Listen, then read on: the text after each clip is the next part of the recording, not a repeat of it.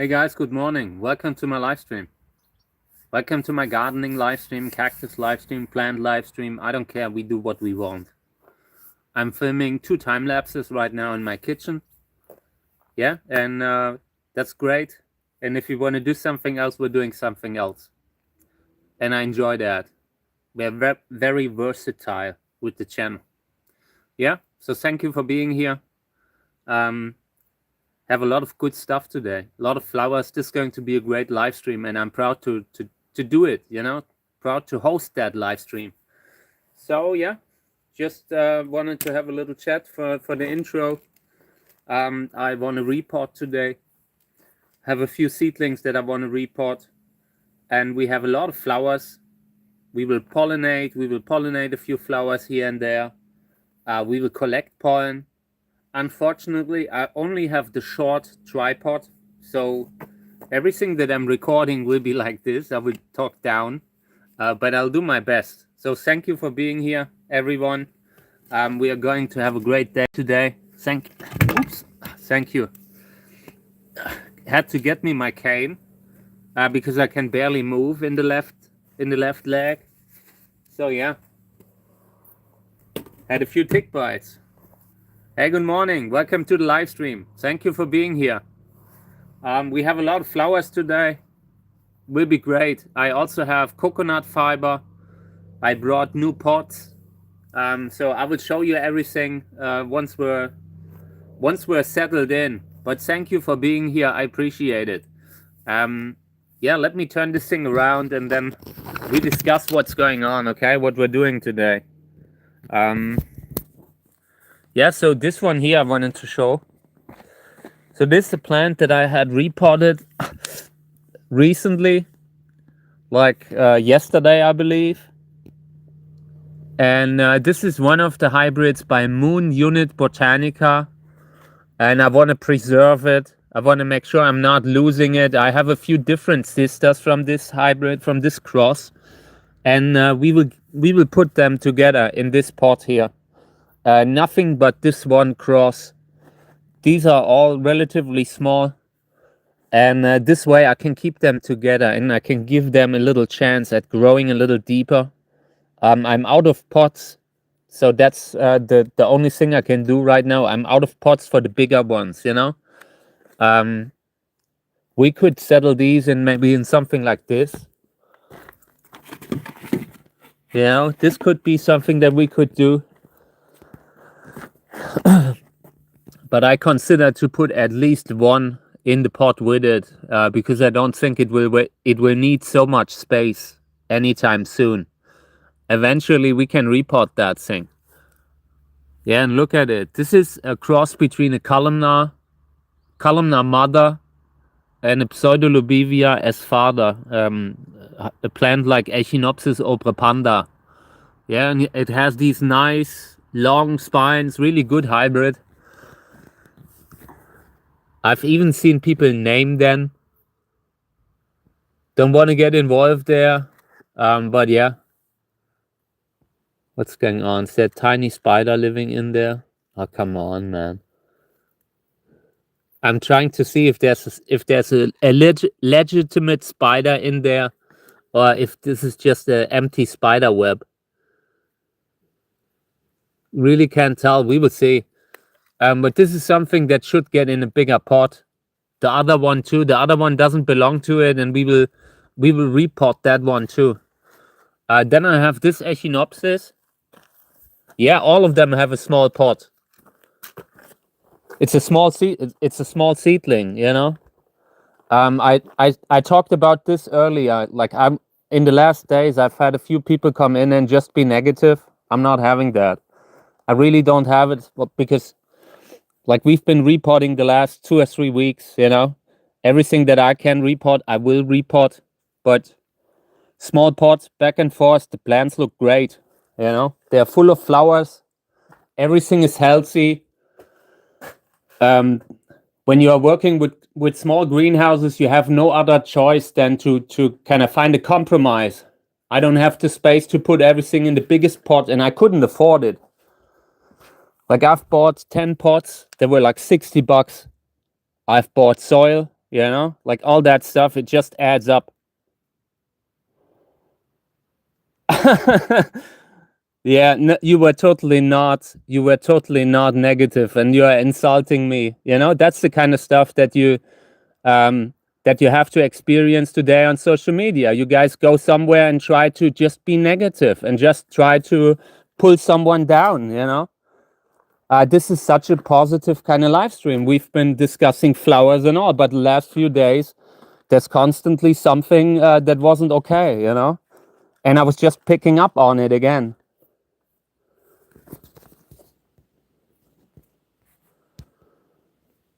It's just something that that you will always have, but I don't want to give it space on my live stream. So okay, yeah, I've blocked the user, and I really want to say that in the future I try to have a positive live stream. We have been gardening. This is a positive place. I don't want to constantly have to defend the way I gotta grow because I'm a greenhouse grower, because I can't plant them out. I don't want to have to defend that in every live stream. So in the future, I have decided for me, I don't want to have that constant negativity, because if the people that talk about my plants being in small pots, if that, you never see their plans, you know, you never see their plans. It's always easy to really criticize everything someone does, you know, and that has become the norm these days. I really dislike that. Yeah, I mean, the way I'm growing cacti with the little setup that I have, with the tiny setup that I have, the way they've been flowering and have been healthy, you know, you never see something like that from the people that are criticizing you, that are telling you you have this and that. Been reporting the last couple months already, you know, like in so many live streams we've been reporting every day, like there's something new that we do for, you know, and it's still, you will never have it perfect. That's what I'm saying. So many like people that run a page or a channel, they also don't have it perfect. They also have the one plant here and there that might be root bound. They might not be showing it, you know, but I'm not making the effort to kind of hide, you know, like that, the fact that you sometimes can't have them all at the best spot. Sometimes you have to make compromises when you're working with a small setup like this. It's nothing that is chosen, you know. I would have planted all of them out. Yeah, it's super expensive.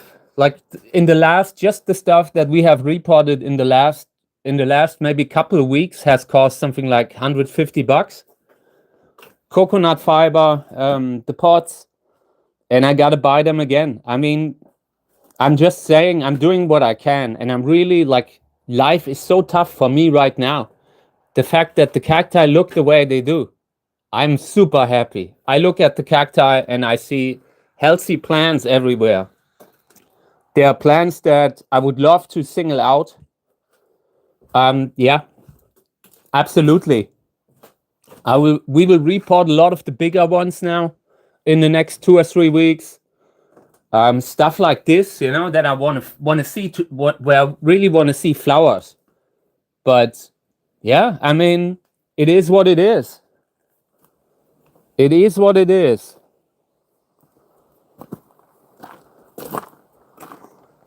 Like, this is the first time I've been gardening, you know, and looking at the stuff that we've been gardening, everyone who was there is amazed by the progress, by just seeing the stuff grow.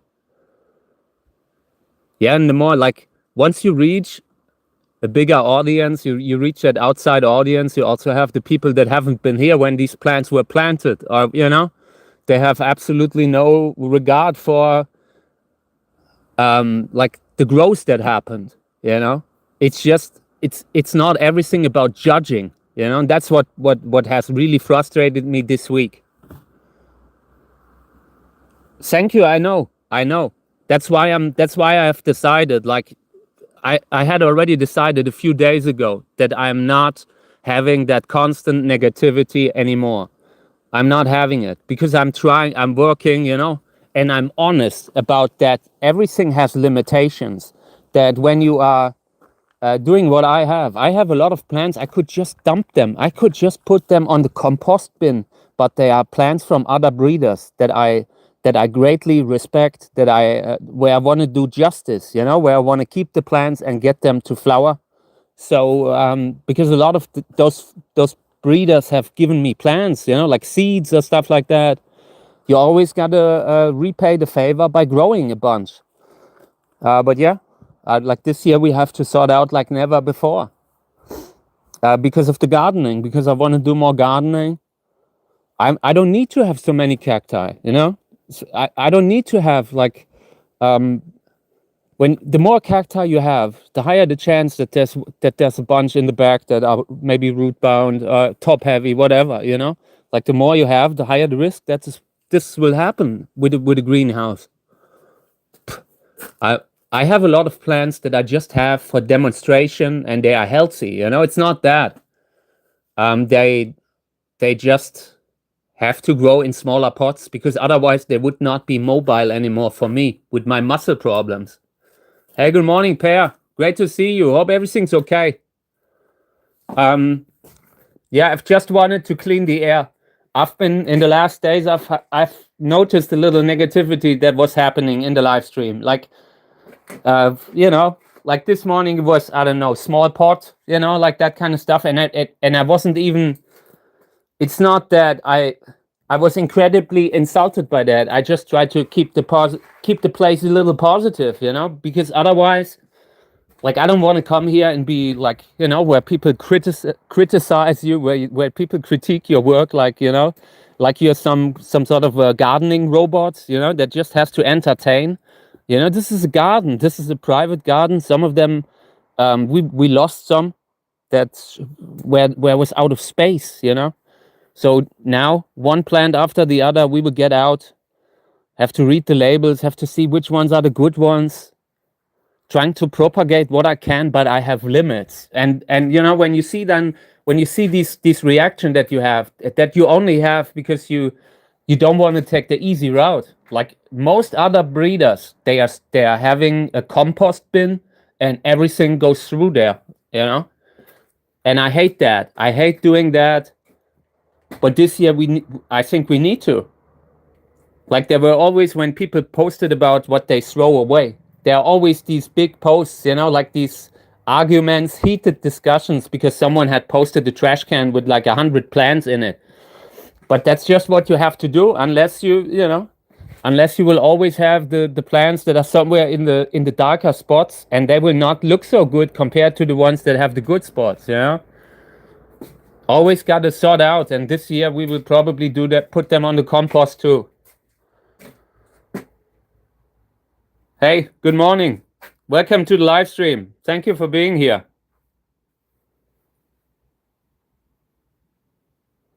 Yeah, it's just the little things, you know? It's just the little things.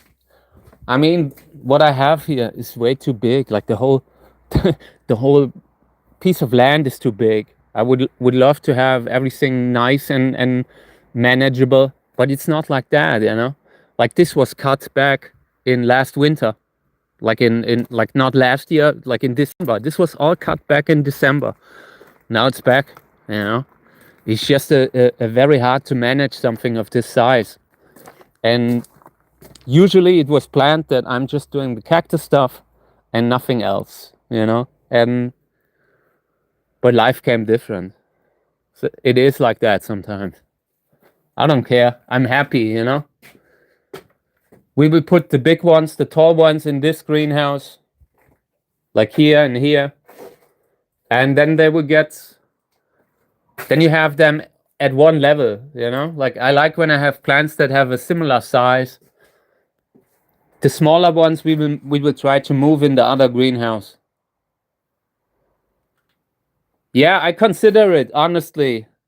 I consider goats. I actually considered alpacas. But yeah, I'm a little bit careful because we have so many bigger animals around, like animals that usually take down the chickens and that, you know.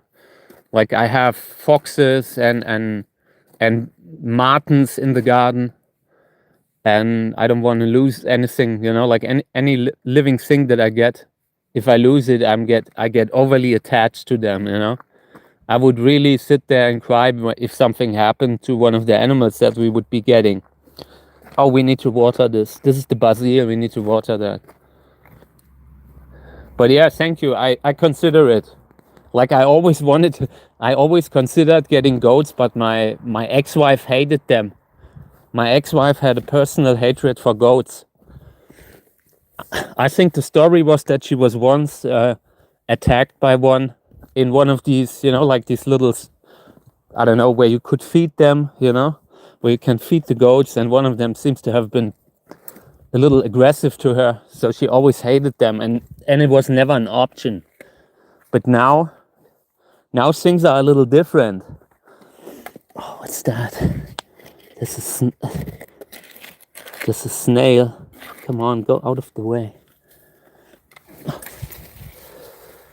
Good.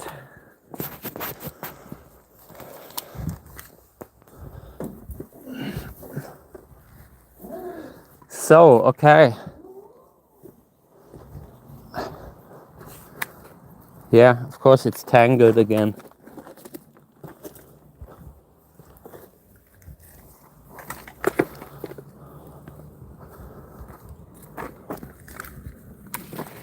Nice. So yeah, I mean, look, I've been thinking a lot about social media, the way it's happening, like with the negativity on social media. It's become so normal, you know, and I don't want to have it anymore in my life, you know. Like there must be a way to, like when you are doing gardening content, you know, you have I don't know, like it doesn't matter what you do. Once you are exposed on a little bit bigger, like once you are reaching the mainstream audience, there will be many people who can be pretty rough, you know. And I hate that part about it. I've thought about it in the last days, like when I'm always fighting hard, you know, to have success, to have my stuff visible. But once you get it, once you reach that general audience, it has a price, you know. Like sometimes you have people that, I don't know, they don't know you, but there's so much negativity that's just there, you know, that's become normal.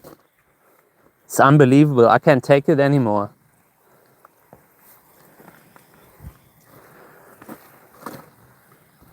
But yeah, also I mean, there's also so much positivity, you know. That's always the thing.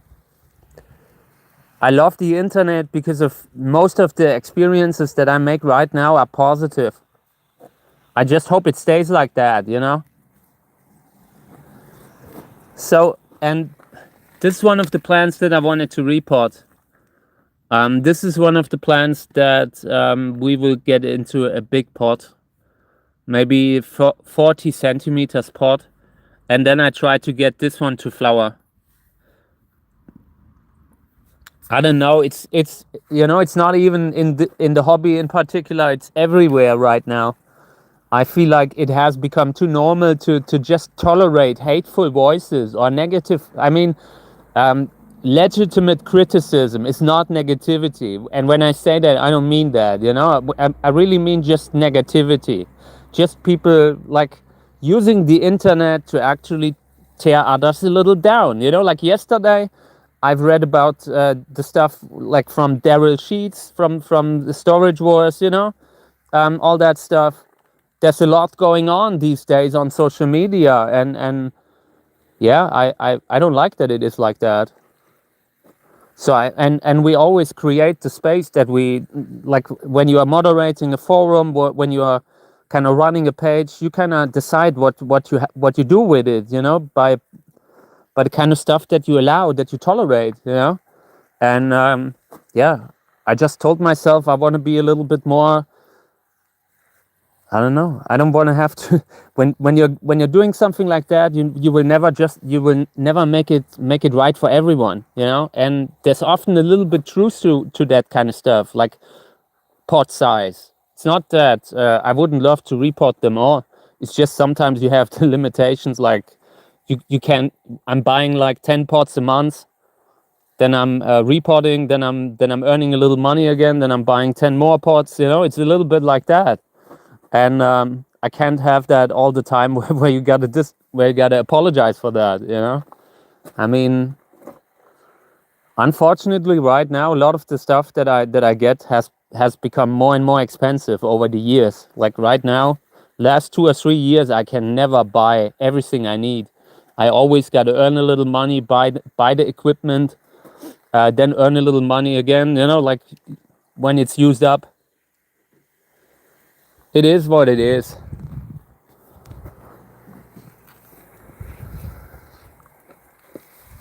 So, okay, I watered a little bit more than I actually wanted, but they needed it.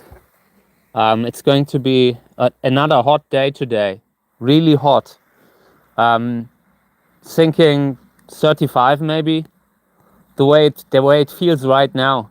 Have a few more hours until the sun is coming where we stand now, and then you can't be out anymore. Trying to water a lot here to give the plants a little time advantage so that they are not completely dried up by the evening. I might not be able to go out before 7 or 8 p.m. Okay, good. So let's do some flower stuff because I have a lot of it. I just had to water that plant. So I wanted to show you this here. This is a Lubivia hybrid. Hybrid with Lubivia, born to be wild, grafted plant. Here you can see when grafting goes right. Yeah, it really is. Unfortunately, like the fertilizer has, like, I think the cost has doubled from what I've seen. Pots have, like, they are more expensive and the quality has become worse. And yeah, soils is expensive too.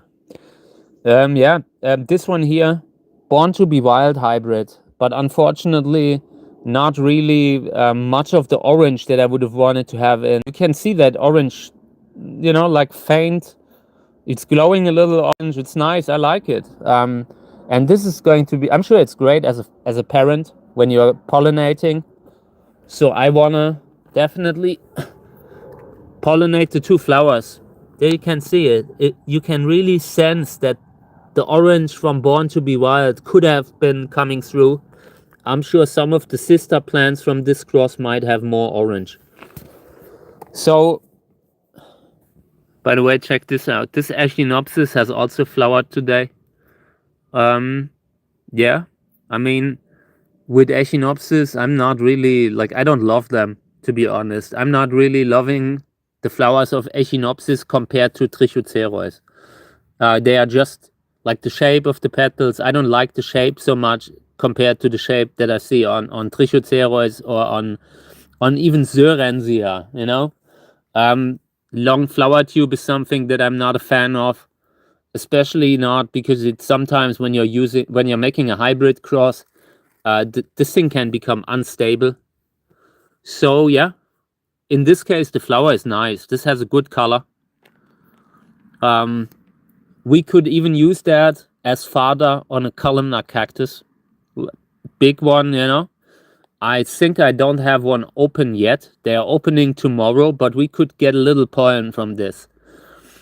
Just to pollinate and get a hybrid, maybe a little bit with these kind of spines on a columnar cactus, maybe a little bit of color here. Ideally, if we would use this as a fodder, the flower size should be that of the Trichocereus that we're using. Yeah, and this maybe for the color, you know, for adding color. That would be the ideal goal of this cross when we're using it as a fodder. Yeah, okay, then I wanted to show you this one. This is also kind of nice. It's a very beautiful flower color. Yeah, I agree. I like the shape, the petal shape on Trichocereus a lot more too. This one here is Lubivia arachnacantha hybrid. One of these dragon egg hybrids.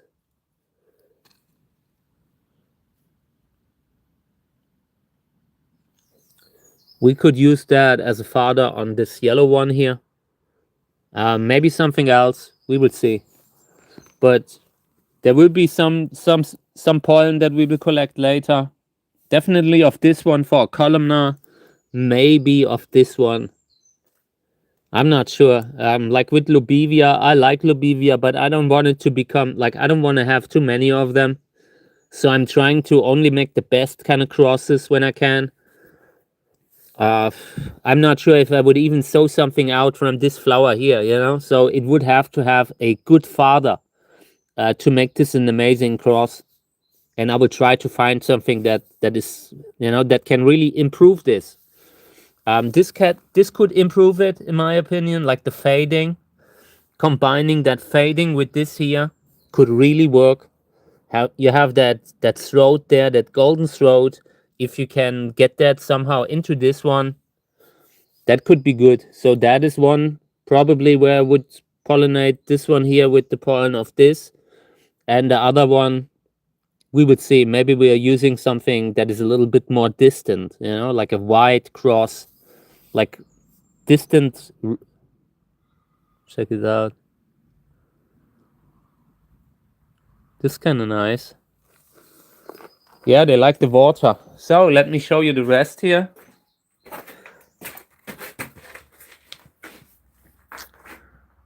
Okay, this is Gröner Orange, Flying Saucer, and Marcola. A really good flower. I like this one a lot. Then I have this one, hybrid by Willi Hans. 2016 hybrid between Wörlitz and Cantora Gelb.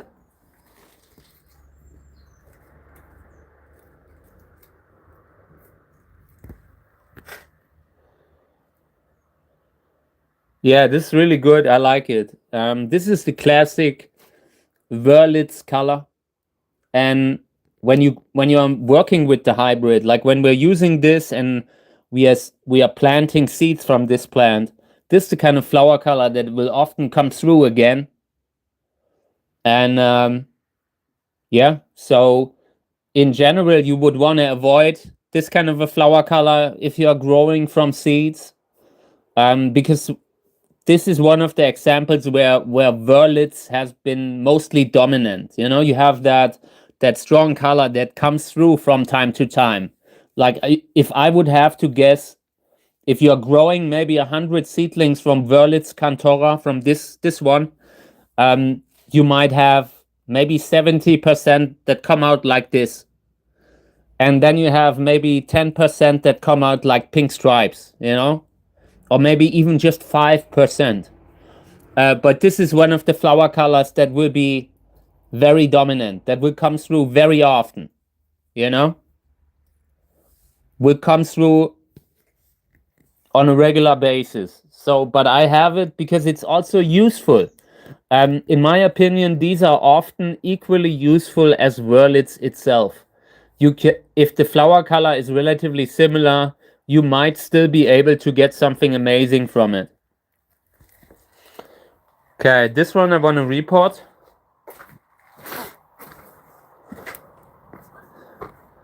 So want to water that, and then we're getting rid of the remaining soil that's in there. I think this is a Scopolicola and Chiloensis hybrid. Really interesting. I like it. I suspect it was that one. Yeah. Let me get rid of the old. Opening this up a little bit. Just giving this a new chance to actually root.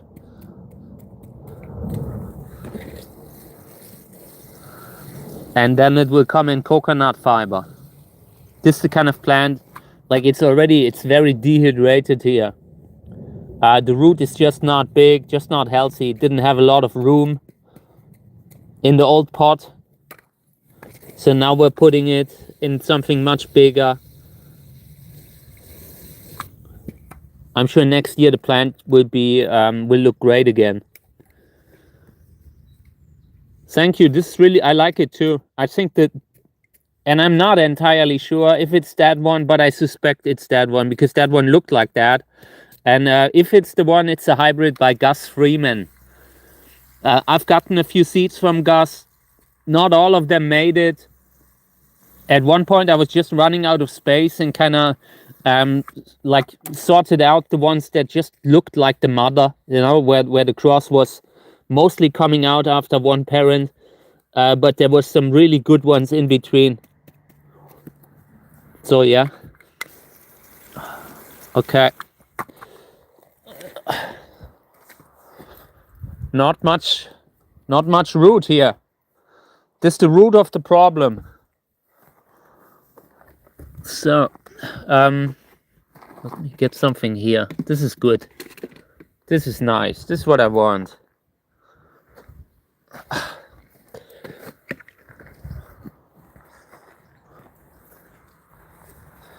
So, okay. By the way, here are the TPM Zelly hybrids that we propagated. Took a few off, like of the normal ones of the reverts to graft. And this crashed it. I will let it grow. But this is a plant that is high risk for stuff like mealybug. Always got to be careful because they love to infest crests. If they show up, we will treat them. We will really make them a bad day.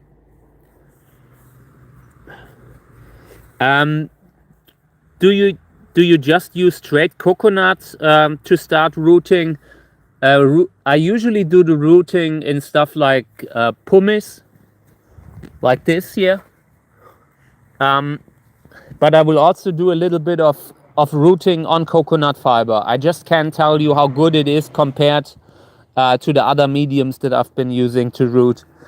Like I also like to use this local soil here. This is a sandstone sand with a lot of like clay. And this is great for rooting too. And I've been using a lot of the local sand here. And when I'm not using that, I usually use something like pumice, because it allows the root. Everything is so dry.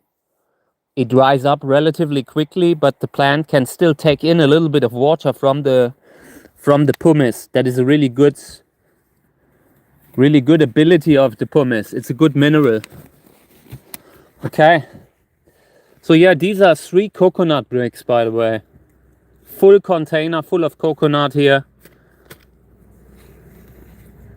I've been soaking it maybe for an hour now. Did a few videos earlier. And I'm sure that plant that we have there, it will hydrate within short time. There are some plants that I have that just got into the wrong kind of medium. There was a time when I was potting up in lava, when I was trying lava.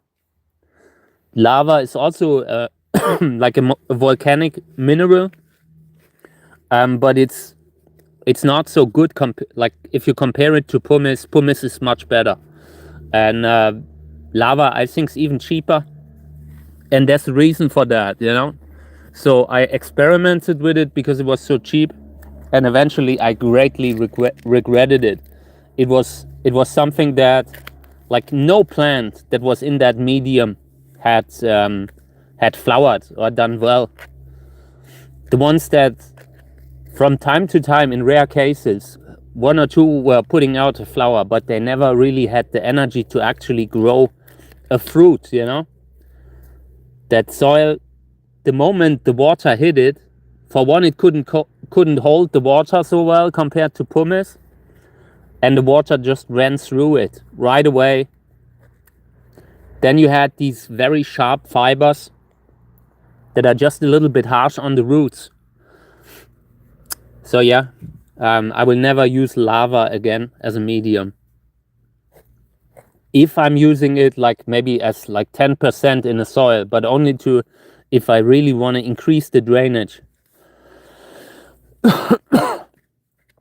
Okay. Yeah, this will be good.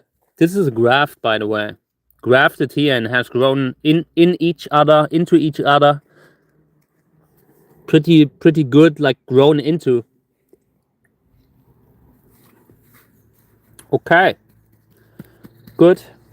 I will put that out. I want it in the sun. I don't want to water it all the time. When it rains from time to time, then I don't have to do that. Okay, so let's see what we do. Yeah, this one. Also Lobivia hybrid. I'm not sure. I think I can't keep this. Like in regards to the flower, I doubt that I can keep this. I will wait until it's fully open, but it's not looking so good. This is nothing that I can keep. In regards to Lobivia, it has to make sense. Hey, welcome to the live stream. Thank you for being here.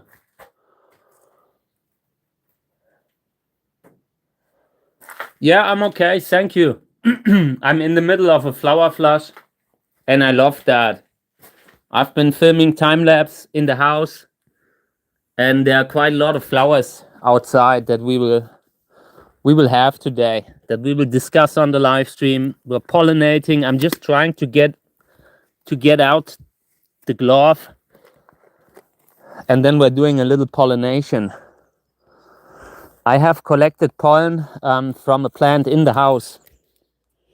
I will show you that later. It's a big white flower, but it's so big that it has potential. So I want to use that to pollinate something.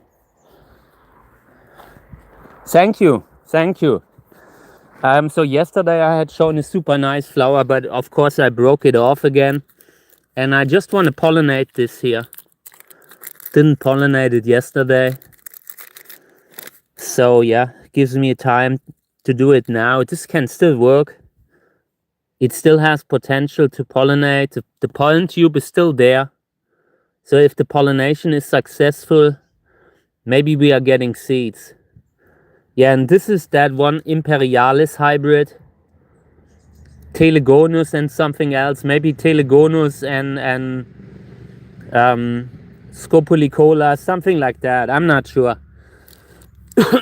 But this would be a good father. Like the one thing that the flower didn't have was size. Having a good big flower.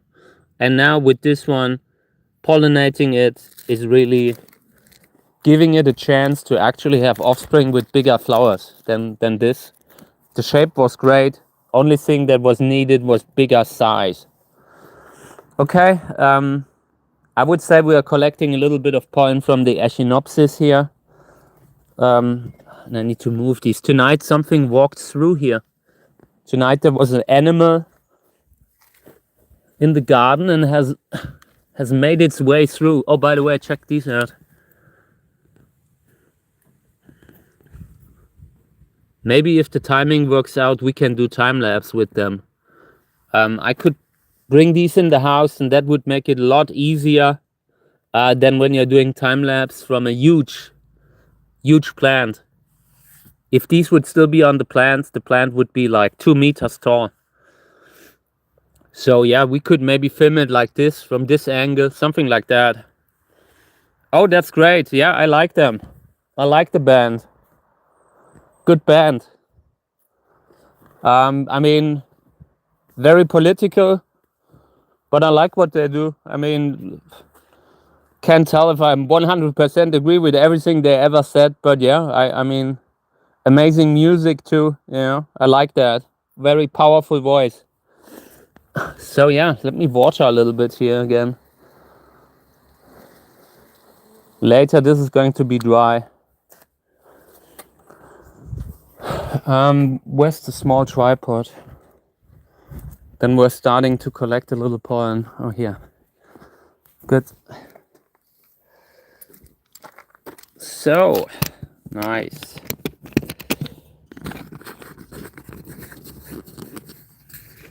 Okay, I want to have a little bit of pollen here. This could be useful in the way when we pollinate a columnar with that, like a big Trichocereus maybe. and there are plenty that are opening up. Yeah, and this is just the kind of flower. If you pollinate something with it, you never know what will happen. For one, you could get a unique body here. The Echinopsis spines, they often look interesting when you see them in the body of a columnar. And yeah, flower, I mean, the flower color is okay, I like it. But this could still be, this could work. Like, if you're pollinating a white flowering columnar with this, if you are lucky, some of the color comes through, maybe. And maybe the size of the columnar too. So I want to collect a little bit of pollen. Have a few bags. These are the paper bags that we will use to collect pollen today. Maybe I brought a few too many. But I was never someone who played it safe. So, okay. Yeah, I want to collect a little pollen here. I'm not even sure if I want to keep the plant or not. This is actually not something that I would keep if it weren't for now making an interesting cross, you know. In regards in regards to the flower alone, this wouldn't be enough. This would not be enough.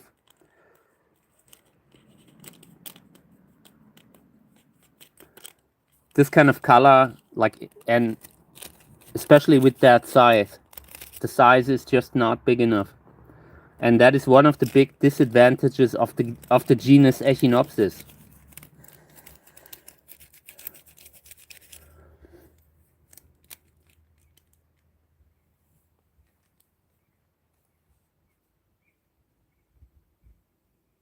There's a buzzard that's flying over. Has been flying back and forth the whole morning. Gotta be careful with Kami today.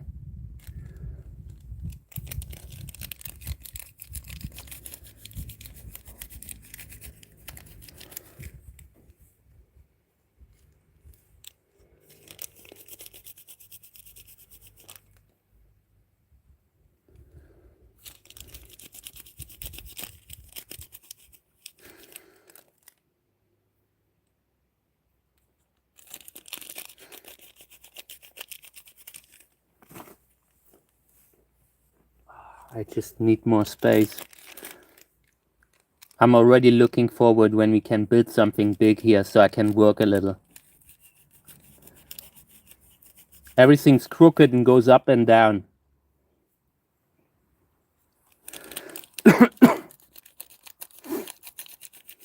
Yeah, okay. Fair amount of cactus pollen. Only needed for a few crosses. This is the kind of stuff you don't do more than 3 or 4 pollinations with this kind of pollen. It could be amazing, but we wouldn't find out until years later. And who knows if I would still have the plant then.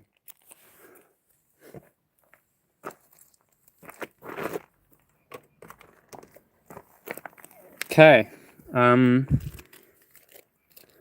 Echinopsis. I don't even know what it is. I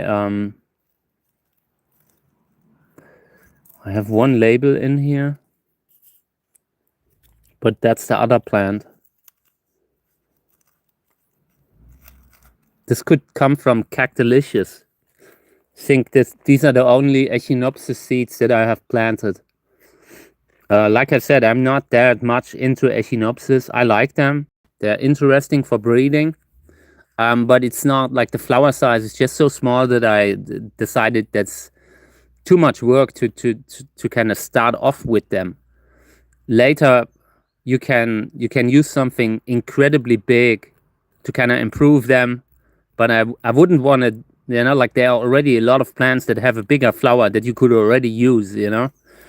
And also that increase the likelihood that the offspring will also be big, good flower. People who grow Echinopsis, there are a few people who can really do amazing work with Echinopsis, like people who can plant them out, like Brad, you know, like people who really can take the space to select the amazing, maybe 5 to 10 out of 500. But those could be really, really good. I just don't have the space for that.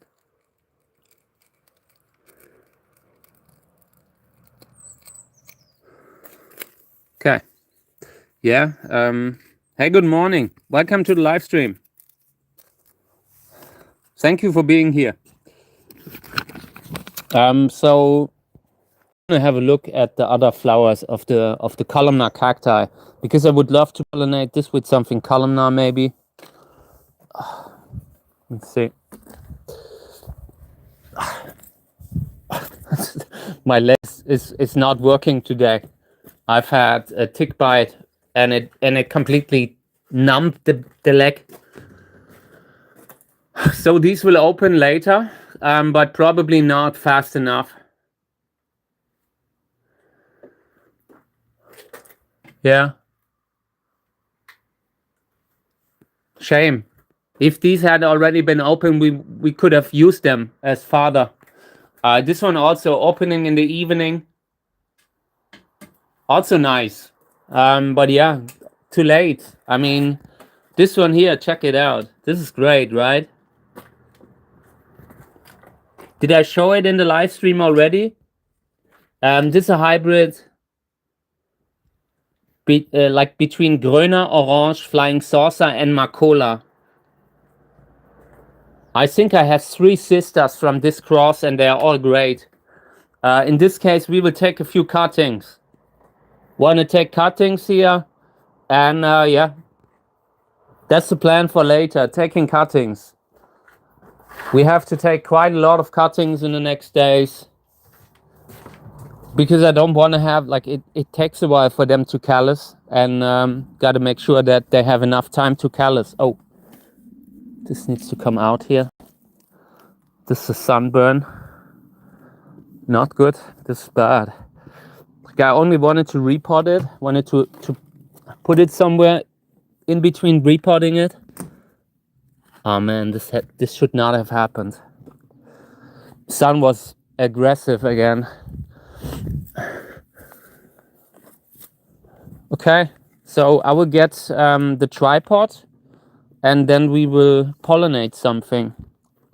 I think we will pollinate with Echinopsis glauca. I brought the pollen from the house, and that would allow me to pollinate this one with pollen from the freezer.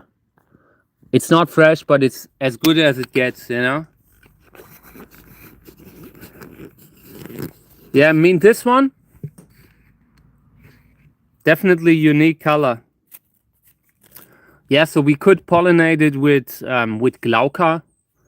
Glauca, like that somewhat columnar plant, really be good here. Like, combination could result in a nice hybrid. Yeah, so I think I will pollinate it with that.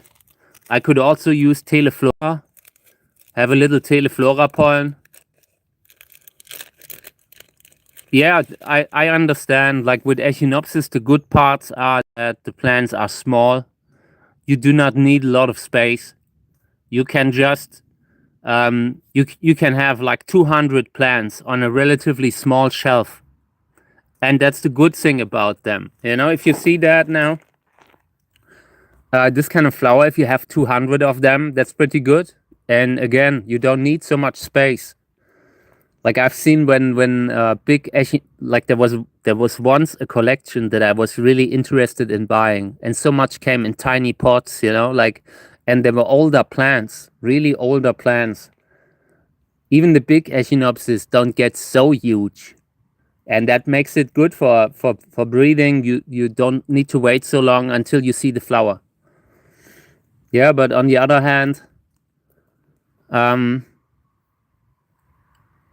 don't know. It's not the same. Like, when you see that big flower opening up in front of you, it hits differently, you know. So I will get pollen here. I will pollinate this thing.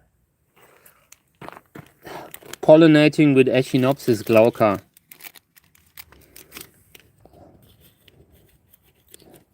Okay.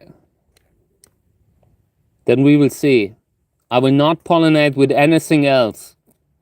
if something, like if we will get a fruit, then it must be either this one or insects have accidentally pollinated it. I would try to move it somewhere a little bit further away. Okay, yeah, this is good. Now this one, what are we doing with the little one down there? I think I want to pollinate one of the yellow ones with the Arachnacantha hybrid here. I like the fading here. And the fading, if we can get it into the yellow, then it could be great. So we are using that. Oh, nice, there's pollen. I like when there's pollen. So let's pollinate this one here.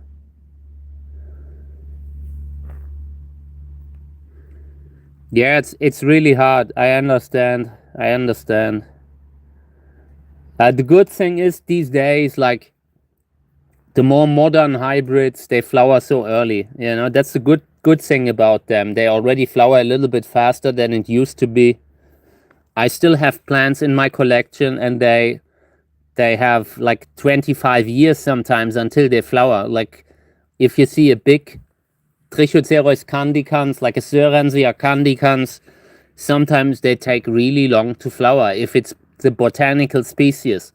If you're growing like a hybrid with Cantora, like a Cantora hybrid with Tora lapana, they flower after maybe 4 years, you know, so maybe even faster sometimes if you push them hard. So yeah, a lot of good stuff, good kind of progress has happened there. Okay. So then, yeah, let's discuss what we use for the second one. It's a Lubivia flower. So we could maybe use, this here is Wurlitz Cantora. Could work because there's a pseudo Lubivia in there. This here, Wurlitz Cantora. I like the flower. What is the fastest flowering cactus you know after sowing? Some of the Mexicans flower very early. I'm not sure. Like I haven't grown all cacti. Like the ones that I have grown, like the Mexican cacti, you know, the roundish ones, they flower pretty fast. Like you can get a flowering plant within a year. Lubivia, you know, like the little Lubivia, especially the ones that we have here. This is already a very big plant for that. They usually flower after just a few centimeters, like within the first year too. There are a lot of cacti that don't get so tall, you know. With the bigger ones, I really like the Flying Dragon hybrids. They flower very fast. Flying Dragon is one of the plants that I have in my collection that flower the fastest. Like they grow so fast, they flower fast. It's a very efficient plant. Yeah, we could use this one. This is Gröner Orange crossed with Flying Saucer and Macola. I like this one. And we will do something with it today. Yeah, then we could use this one, Acacia hybrid. I consider to pollinate one of those with the Echinopsis that we have. Like because the Mamacita, this plant here, already involves an Echinopsis, and it might be accepting that pollen like with open arms. Yeah.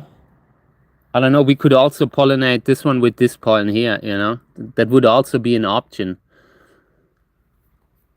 Inside the house I have a few more.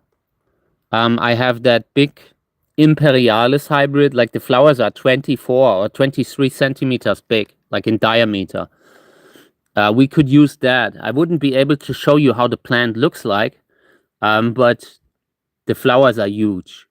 That could work maybe, but probably not. Looking at the parentage here, Lubivia here, I don't think it would work. So yeah, we would see. We will wait with the left one until later. gives us time to do something else, gives us time to think about what to do with the Wurlitz hybrids. And I want to pollinate these with yellow, and I want to pollinate these with the biggest yellow that we have, or at least the nicest yellow. So this is Wurlitz Cantora. That one is really good. I really like this. But let's have a look at the other one that I have in the other greenhouse. And that one is Gröner, Flying Saucer, and Marcola.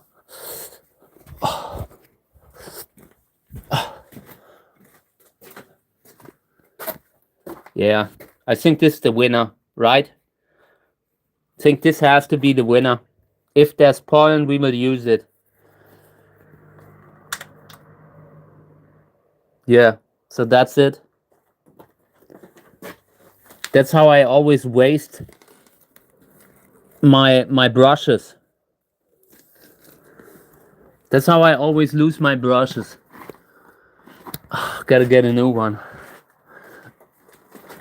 Oh, you know what? I think this was like sometimes when something like this happens, I consider it the universe giving me a sign. So we are using the other one. Who knows? Maybe that was me from the future. So yeah, we could use this one here. Cantora. Let's see if there's pollen. A little bit, but not much. This is not good. This is not good. I hate when they have this little pollen. That can work, that can be enough, but it can also not be enough, you know?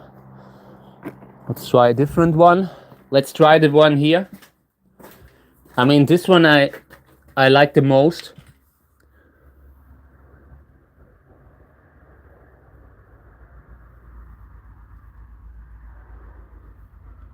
There's also almost no pollen. Maybe they are not ripe yet. We should maybe wait a little. There is pollen, but not enough to say, okay, 100% certainty, this is it, you know? But we could try. We will pollinate this one here with this one now. I really like the color. I like the size. I like that it's ragged.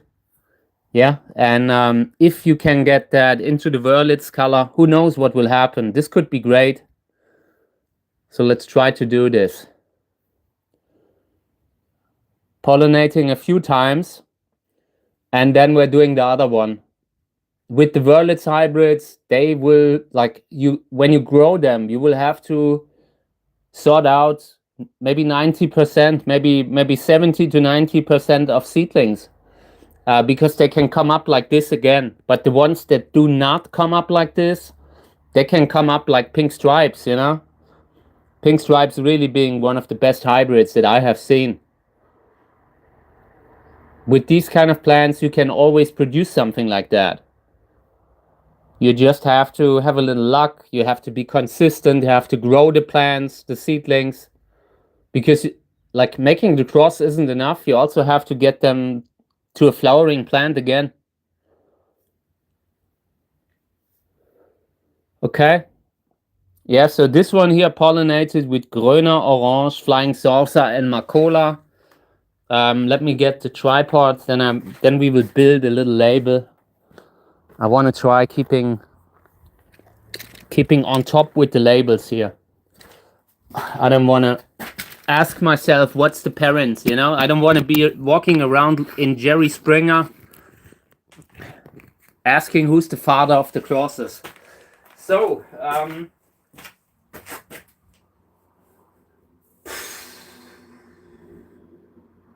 let me see.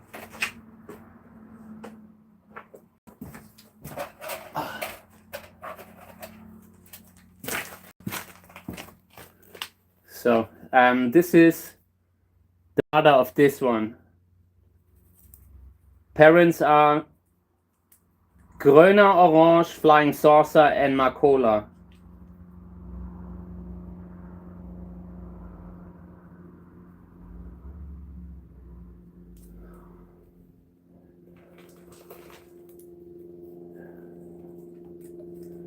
Okay.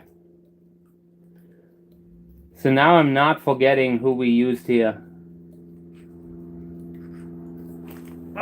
My knee.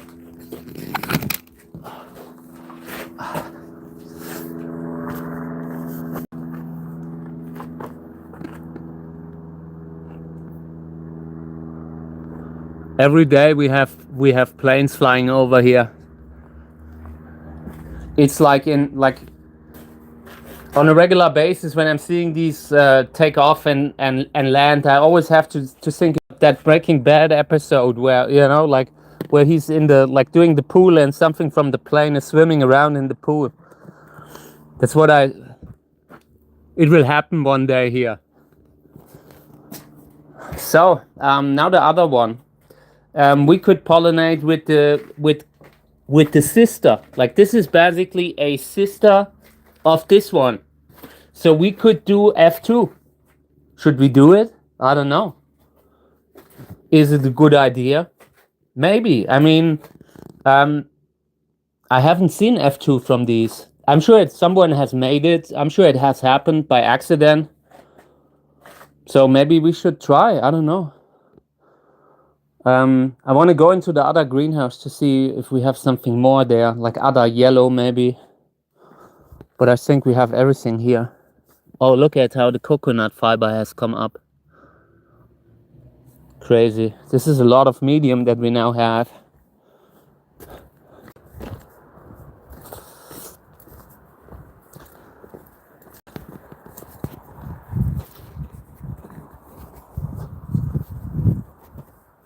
This one is opening, but not today.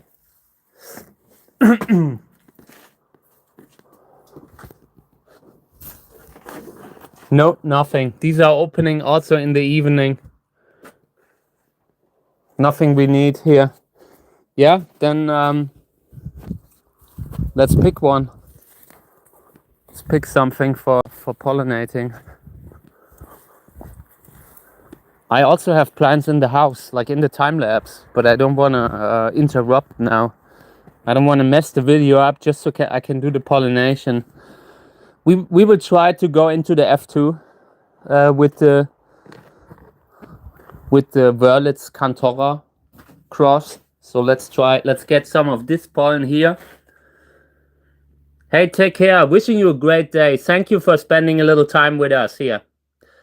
So yeah, let's go into the F2 with Wörlitz Cantora. We will see how that will go. There is very little pollen.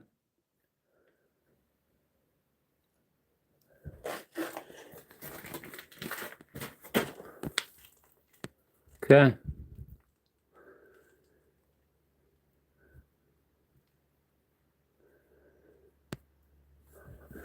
A little bit more. There is not a lot of pollen here. This will just be enough for one or two. Usually you would have to sort it out just because of that. Just because there's so little pollen. In this one too, you know? Like, this is, in general, the kind of cross that sometimes has very little pollen.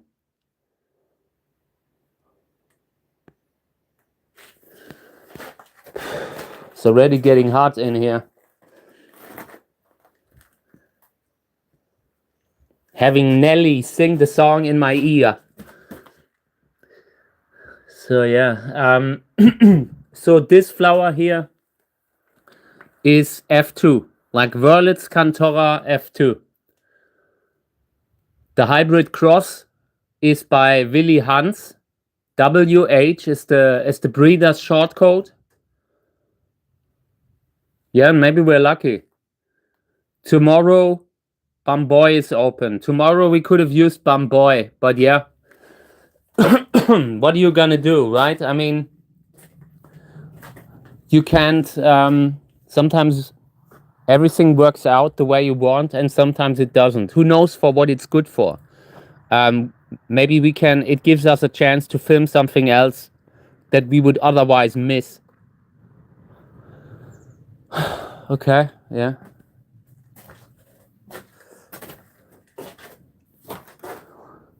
This one, I definitely want to use as a fodder on this one.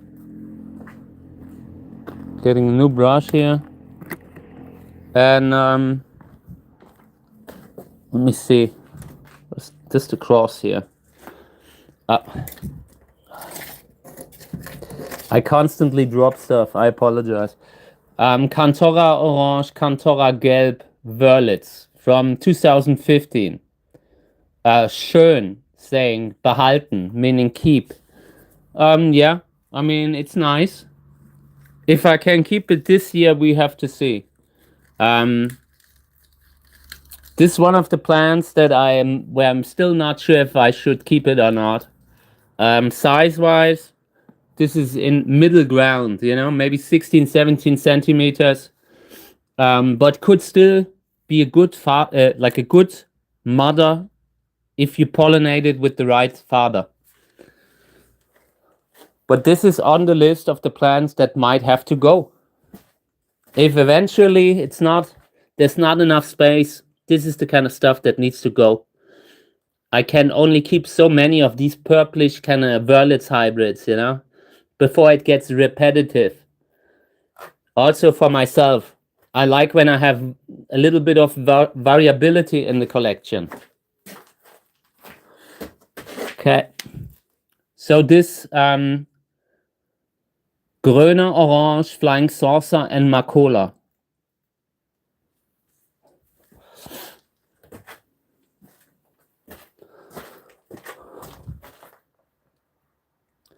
And inside the house, I have like 10 more flowering plants that are now not here, that would otherwise be here, If I would just put the plants out, I would have everything full of flowers. But when you're doing something like time-lapse, I mean, it has a price, Like when you can't do these videos where you put all the stuff together and it looks great on social media.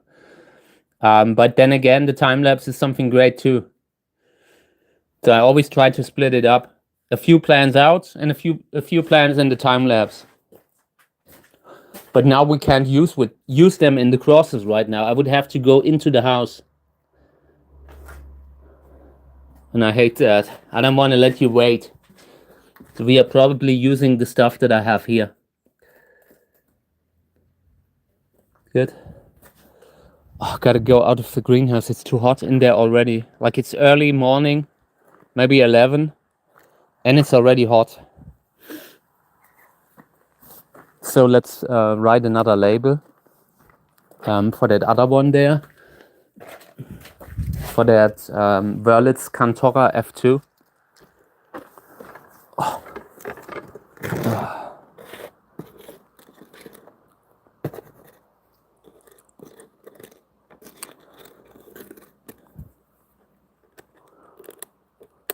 This is once again this kind of label. It has this kind of a layer that we can write on it really well. I don't know why they are putting that on the plant labels that they're selling, like for putting in the pots. One side is a little bit okay to write on it. F2. Good. So we are putting that on the other flower.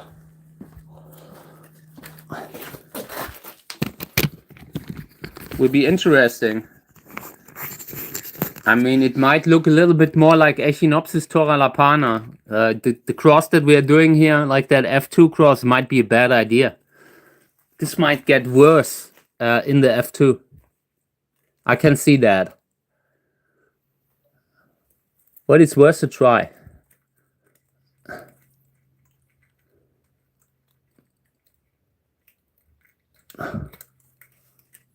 Okay. Good. So now, now this one, maybe we're collecting a little bit of pollen here. I want to move it out. So let me move the camera out first and then the plant will follow. I want to move the bigger plants that are flowering. I want to move them here in the shade. So they can then grow the fruit in the shade without constantly being cooked in the greenhouse.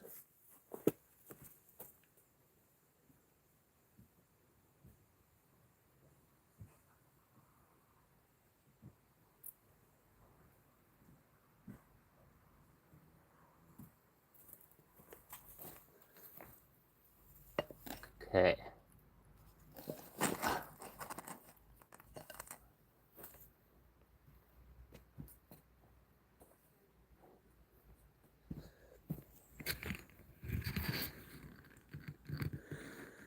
This was definitely worth it.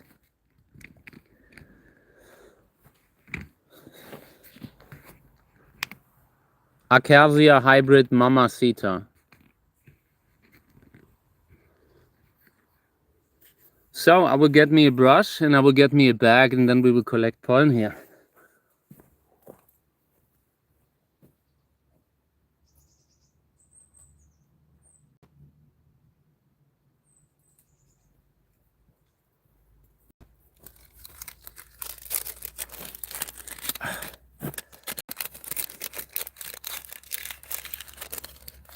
So, this is a hybrid by Macondo Cactus, Cactain Fers, Fers 1 actually.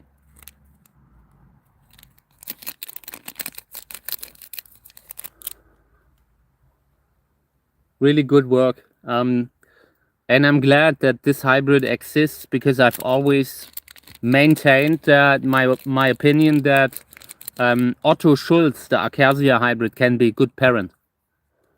I like very often you would see that it can be very dominant. In my opinion, it's borderline self-fertile, but it doesn't mean you can't use it for something useful. You just have to have the right partner for it.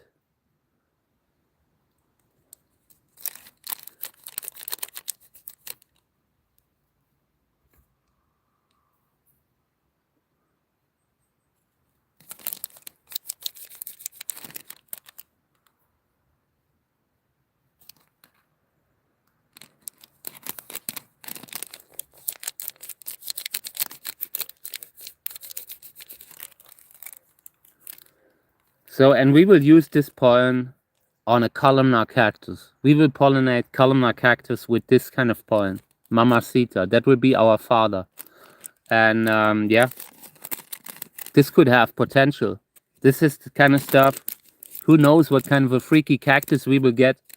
It might be barely alive, but it will be, we will make sure that it gets through.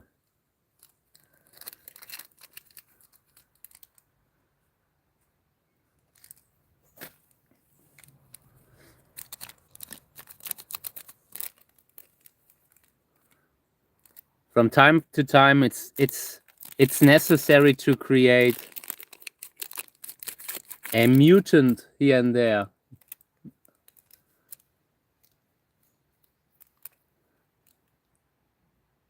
I would love to have this kind of a flower structure in a columnar cactus, in the flower of a columnar cactus, like this.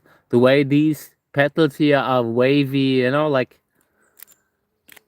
looks really nice. I would love to get that into a column, and we will try that this year.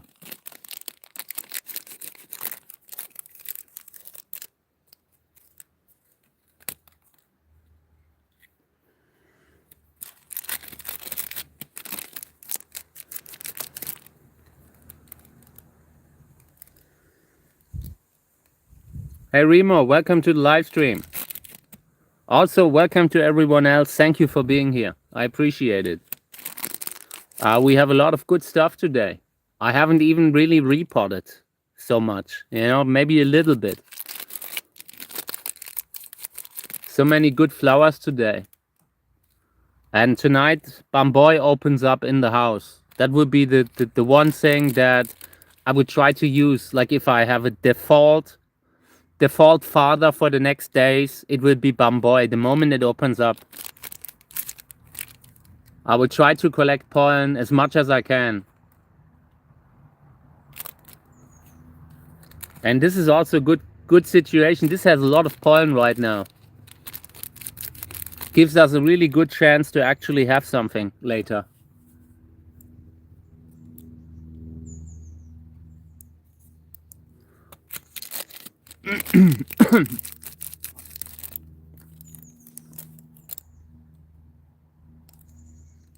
So on Facebook, I continue to be successful. They continue to show my stuff, by the way. I was surprised, you know. I hadn't expected it anymore at this point. They should have already started to show my stuff like 10 years ago. You know, but I didn't expect them to have that kind of a late realization. So I'm glad that they eventually turned the switch and gave my stuff visibility.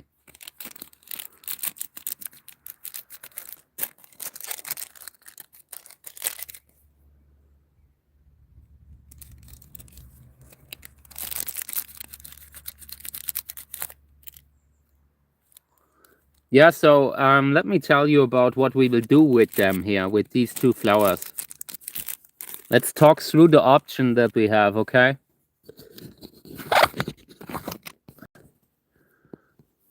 I want to get the flower bigger.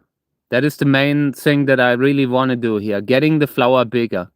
The flower color is great. I love the flower color. I even love the shape of the petals. I only want to have a bigger flower. That's the main thing that I see here. And yeah. By the way, this looks so great. I would love to take screenshots and all that. I really have to do that later. Maybe I'm ending the live stream a little early to take a few more videos, so we have that on video. This is so beautiful. I'm sure if Eddie from Macondo Cactus sees this, he will be amazed, because this plant just looks amazing here in my collection. So yeah, let's get something. And I want to pollinate one with the biggest flower that I have right now. I have that white Imperialis hybrid flowering inside the house. And I want to use that as fodder. Let me see. This was Pseudocandicans. This was the other one. Teleflora, Glauca. Let's pick these up again. This is the one. No, this is the Echinopsis. Where is it? I've had it here. Oh, here. Okay. This is the one that I brought from the house. And the flowers are huge. Like really insane. Biggest chunk that I have in the collection in regards to flower size. Like way up. So we would try to maybe get seeds here with something like that Echinopsis imperialis hybrid. And I mean Imperialis, there were a few hybrids like in the past between Telegonus and Echinopsis, or between Telegonus and columnar cacti. And yeah, that's why you have a pretty big range in regards to the flower color, flower size that you get from these hybrids. Like there are different Imperialis hybrids just because the cross has been repeated a few times. There were many seed-grown plants, and not all of them have an equally big flower. And this is coming from the one that has the biggest that I have. But the hair on the brush needs to go. Let me see if I can get that off here. There shouldn't be hair in my pollen bag. I don't know how it got in. So yeah, I'm pollinating this one now. Flower is huge. So the goal of the cross is to just get anything like that, but bigger. I would be happy if everything stays the same, apart from the size. So this pollinated with Imperialis. Trichocereus imperialis, Echinopsis imperialis. Yeah. So I need to write that on the label, on the bag, because I now have a few bags here.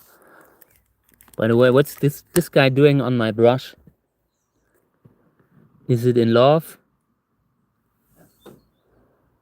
What's going on with you? Can't you just live in the bushes or something like that? Does it have to be my brush?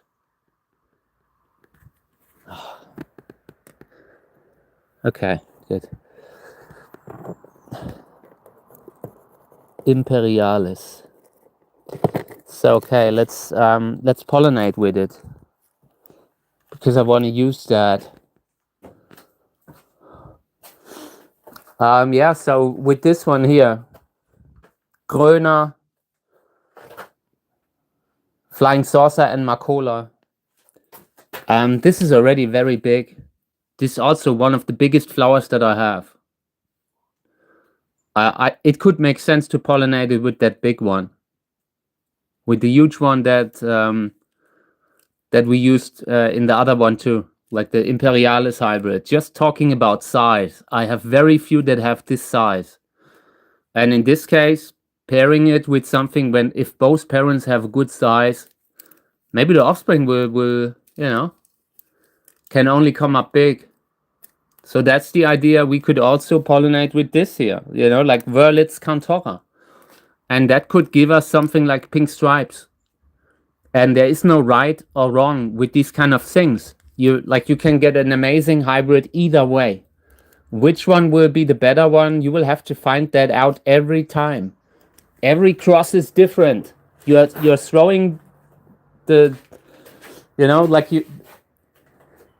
dice are thrown every time again in regards to flower color. You can have an incredible variability in regards to flower color. So I believe in trusting your gut. Yeah, and right now my gut is leaning towards using Imperialis a little bit.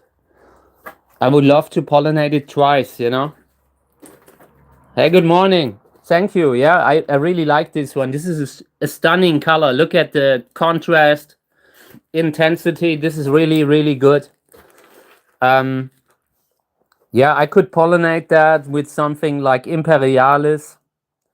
That would increase the risk that the offspring will be white, have a white flower. But looking at that, I just can't imagine that this kind of a plant would produce white offspring. I really can't. Like, looking at it, this looks like the kind of flower.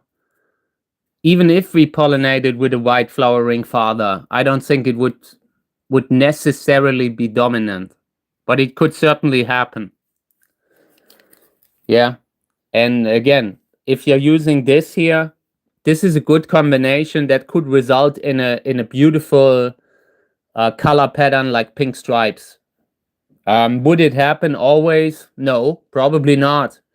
But it's a numbers game. The more often you grow these kind of hybrids, the more likely it will be that one of them comes out amazing, makes you proud. Thank you. Yeah. I also have another one in the other greenhouse. Check it out. That one's amazing too. And it's a sister, by the way. The plant that you are seeing now is a sister plant of the one that I have in the other greenhouse, the orange one.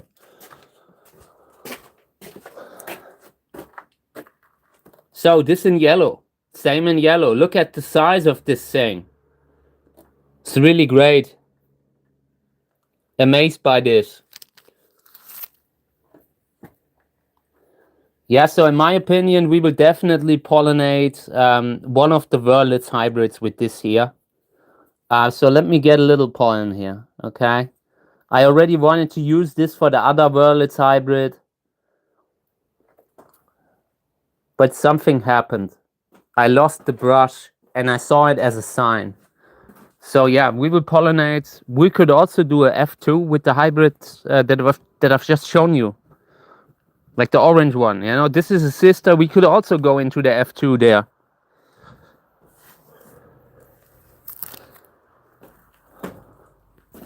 So I definitely want to pollinate this one here with the other one. Gröner Orange, Flying Saucer, and Macola is the father of this one. Really big. Has really good chances to actually grow something good from these. Good. Yeah, I think, I don't know. Let me see what we have, what kind of pollen we have here. This is Winteriana subdenudata, this is the Echinopsis hybrid, Arboricola.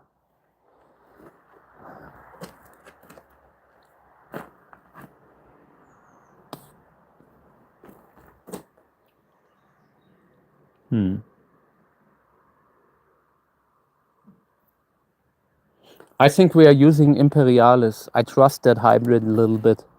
I might be completely wrong doing it, but it's a gut feeling that I have. It's a gut feeling that I have that it could be amazing.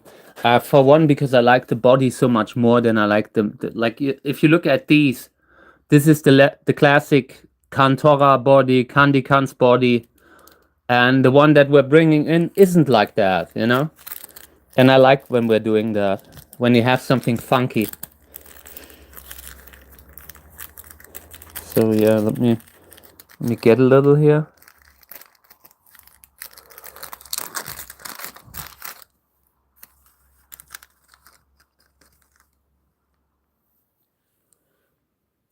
A little bit more. Come on, go in. Go in all the way. So, okay. Yeah, so pollinated this thing here with Imperialis and the big one, not the small one. I've really taken the biggest flower that I have, or one of the biggest flowers that I have, and I hope that this will come out nicely. This will match a little bit. Yeah, that would be great. That would be great. We will collect a little bit of pollen now for doing that, you know? Trying to get a little pollen for the columnar cacti later. We'll pollinate it once more. Then we're trying to get pollen from the yellow one and from this one. Maybe a little bit. Oh, it's so sad. Look at the butterfly in the middle of the spider web. I hate it. I hate it. Oh. Yes, thank you very much.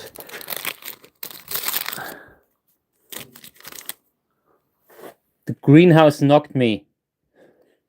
So good. Okay. Fingers crossed. This will be good. Could be a complete waste. You know. Could be white. Offspring could come out beautiful, but white flowering. But then again, you got to take risks in life. You can't really always play it safe. Sometimes you have to take the risks. I don't know why. Look at it. When I'm writing here, it's not writing really. And usually a pencil should write on all labels. See? They have some sort of a lamination that really makes me angry. I'm mad at the lamination. Look at the lamination. It's bad. It's a waste of my time, and I constantly have to. On one side, on the other side, you can write easier. I don't know why they're doing that on labels that they're selling for plants. That's my grudge that I have. I constantly buy plant labels and end up not being able to write on them. This is the second time that I got a label that had some sort of a lamination that made it hard to write on it. And they're not really advertising that when you're buying them, you know? So, okay.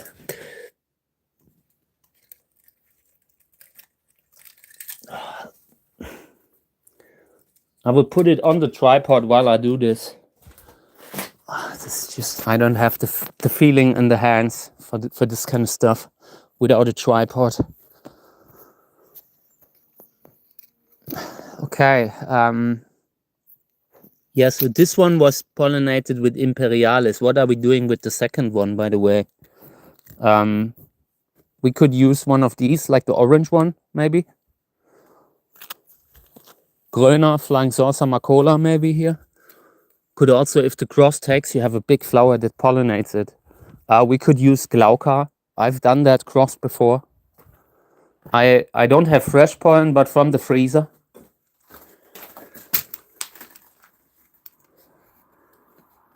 Yeah, they are from eBay, exactly. I got the same, you know, and I bought from 3 different manufacturers, and they were all bad. None of them worked. It really, since then, I've had real issues with the labels because constantly I'm writing labels and it's gone again. I think they are just made to print on them, like with one of these printers, you know, but they're not writing that. Yeah, I'm sure they are the same. And it was never so hard to actually get a decent label. I've been really trying, you know, like looking through eBay, trying to find the good quality, but you're not finding it. And since so many of them are just reselling with different photos, it gets even harder. I hate this landscape where everything is trash, you know, where you get 10 different products and they're all bad. When did that happen? You know, when did we go from building quality, you know, like I was born in Germany, like that quality made in Germany. Now this is what you get all the time. Really, and it's not possible to actually buy quality instead, because they have made the market so so intransparent that yet you don't find the good stuff. Even if there are many sellers of good stuff, you don't find it. Window blinds. Oh yeah, it's a decent idea. Haven't thought about it. Yeah. Just don't use something with asbestos in it or something like that. But it sounds like a good idea. Okay, so these are labeled. What did we do with this one? I think we pollinated with the yellow one, right? I think. I don't know. I don't care. These will be awesome either way. Doesn't matter, you know? Doesn't matter what we use. At a certain point, you can get amazing offspring from everything. Always got to make sure you're sorting out the bad ones, and if all the ones that you have left are good, then eventually it doesn't really matter. You can just grow something and hope for the best.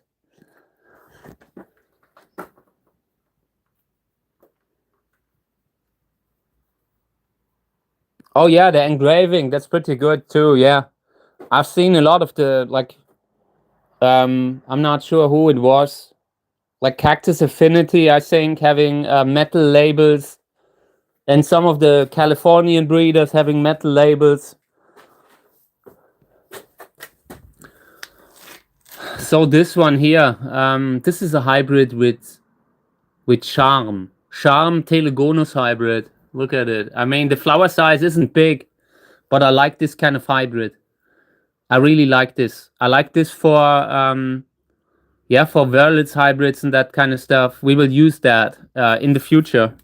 So let me get a little bit of it, and I want to pollinate a plant that's open in the other greenhouse that hasn't been pollinated yet. And we will also collect a little pollen here, because this is good. This is the good stuff I needed. Oh, by the way, we could also pollinate this one with it, you know? Like that second flower that we have there, we could really pollinate it with that. Flower size would be bigger. I don't know. So, let's see. Here, the one in the corner. That's me in the corner there, pollinating the stigma. Okay, yeah, and this is a Verlitz hybrid. Verlitz, Candicans, and Buena Vista. And the flower is very beautiful. This is a good hybrid. I'm just still not sure how good it is as a parent. And I'm a little bit hesitant with it, you know? Because I feel like I'm worried that it might be self-fertile or something like that, because I see it often growing fruit. Not always, but often. And self-fertility is something that I really don't want to have. I mean, you can use those as fodders, or when you want to have a plant that always grows fruit, but self-fertility isn't so great as a trait. So yeah. Charm hybrid as fodder. Okay. Yeah, so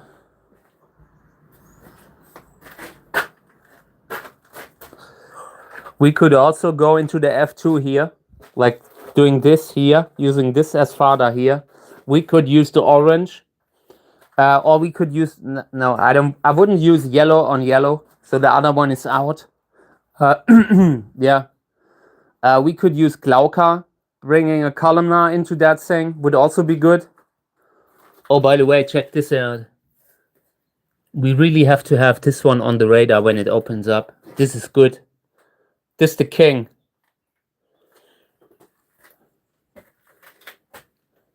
Yeah, like the labels that I have in the pots, one of the biggest issues that I have is either being like label being catapulted out of the pot when I'm watering, or label no longer readable anymore. That happens so often. So in the future, one of the things that I will change here I will get me a printer. Also because of the hands, I can't write anymore. Like with handwriting, I have my issues. So first thing that I will do long term, I will get me a decent label printer, and then we will experiment, try out which ones will be good and which ones won't. Yeah, so let's collect a little pollen here. I want to try. There is not much, that's why I haven't done it yet. But maybe we can get a little, okay? We'll get a little paper bag here. This one here. And then I'm trying to get a little pollen from the orange one for the columnars. Yeah, that is one of the best. That's really one of the best. Also with ragged petals and all, check it out. I like it. But there's barely any pollen. I can already see it. This is a waste of my time. But yeah, let's do it. Let's waste it. Sometimes you have to try. Maybe we can get enough for 1 or 2 pollinations. Always trying to get it into the bag, brushing downwards. I hate it. I have basically brushed all the pistils in the pot, in the bag. I have brushed so hard that the things came off. Come on, man. Give the pollen. I don't have time. Nothing. Yeah, for collecting pollen, this would just... We have to do it by hand, I think. Like slowly by hand. Always turning it like this, putting it in the bag, turning it. Otherwise, we will not get a lot of pollen here. If you ask me, it's a genetic defect, you know, like having not enough pollen, bordering to sterility, not a good sign, you know. And who am I to throw stones with my bad genetics? But I just want to say, this is the kind of stuff, if you can fix that in the next generation, that would be good. That would be one of the things that I would try to fix. Having a fertile plant again, pollinating with something fertile.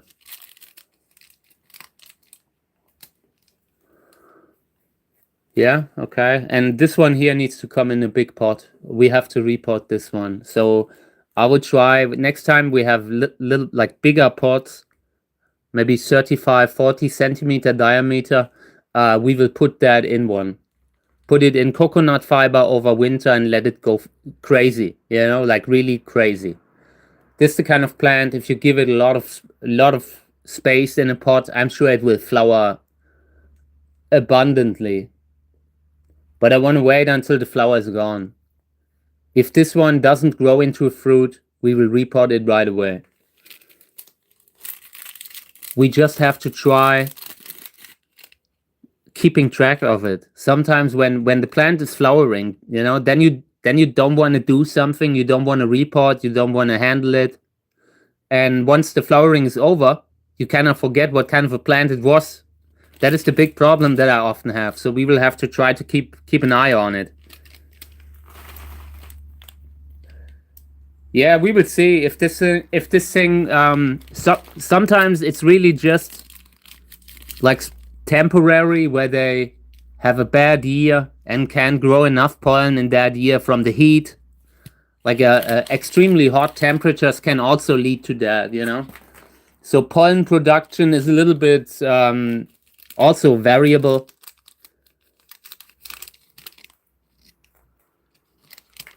But there are plants that in general have a little too less pollen. So this is what I got here. This could be enough for 1 or 2, so it's not bad. Ow! My leg hurts. I have real issues with the leg last few days. This is the kind of stuff where I feel like I'm ancient.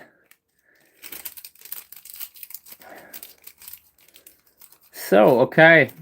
Yeah, I mean, we can continue, but I much rather leave it there now. Maybe we need a little bit more fresh from the flower.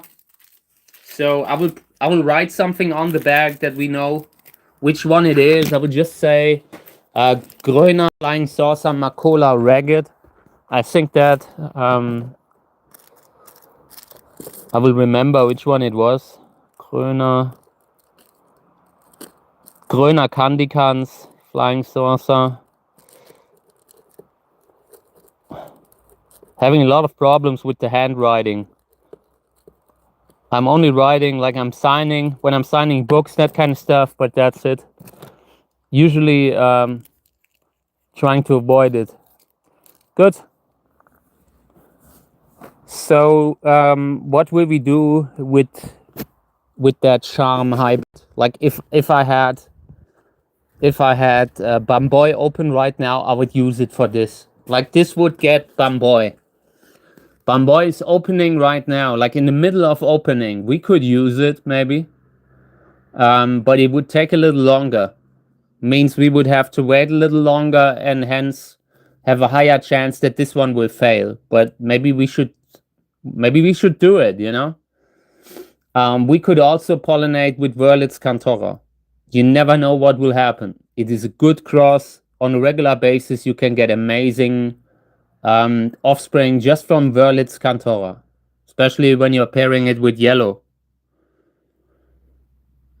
That orange one is a cross by Uwe Kahle from the cross Flying Saucer. No, from the cross Gröner Orange, Flying Saucer, and Macola. I have a bunch of hybrids from my own, but at this point they haven't flowered yet, you know? Built the greenhouses between 2017 and 2019, and now I'm basically growing the plants that have grown since then. Yeah, and right now there are more and more that are flowering for the first time. Still seeing more and more of my own hybrids, and it's great. I love it. So yeah, what will we do here? I mean, I think we should collect pollen. Definitely. If I'm getting that into a columnar, then I'm using it. Like if there's one of these opening up tomorrow, using that yellow one maybe on one, using the orange one on the other. Yeah, maybe Mamacita for one. That kind of thing. Bamboy we have tomorrow. We have a lot of good stuff. So this is Mamacita. Got to write on the label so I don't forget. Otherwise it's over. I have the mental capacity of a potato. It is not a joke. Okay, so yeah, this one will go in the freezer.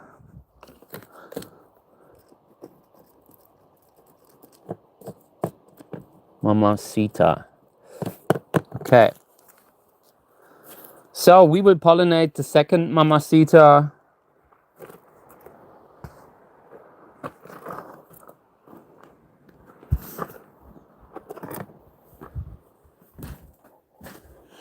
We could use this one here for Mamacita. We could use the Echinopsis. Echinopsis, you never know what happens, you know, because the more complex you try to do it, sometimes you have to work simple. And if you have a hybrid that is a Acacia Echinopsis hybrid, pollinating it with Acacia or Echinopsis could be great. So let me see. Yeah, I mean, in regards to the flower color, this flower color is okay. Looks interesting, but I kind of miss something on it, you know? But if you combine that with a Hilde Winterer, Acacia hybrid, Mamacita, who knows what will happen, how the flower will change. This could be great. Yeah, so we either using that one or maybe one of the really big ones, like Gröner, Flying Saucer, Macola. The one, like either the yellow or the orange. Both of them could be great on Mamacita.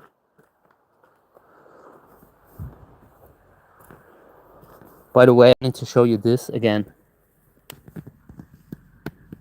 Check out how full the flowers always are.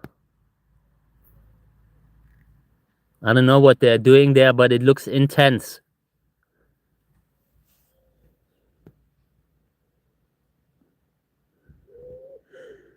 This is how you always get the pollinations done.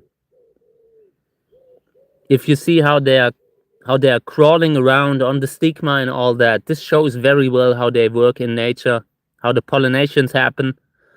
Yeah. Little bee is coming into.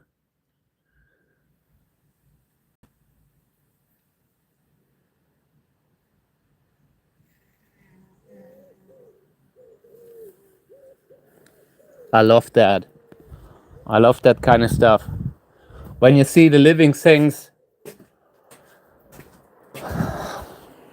Yeah, we could use this, mate, on Mamacita. Like, I like the shape. If I could get this shape into Mamacita, it would be awesome. Like, combining it, you know? So, yeah, let's try this one, okay? Let's try using this on Mamacita as father. And it's from Gröner, Orange, Flying Saucer, and Macola. There's definitely pollen.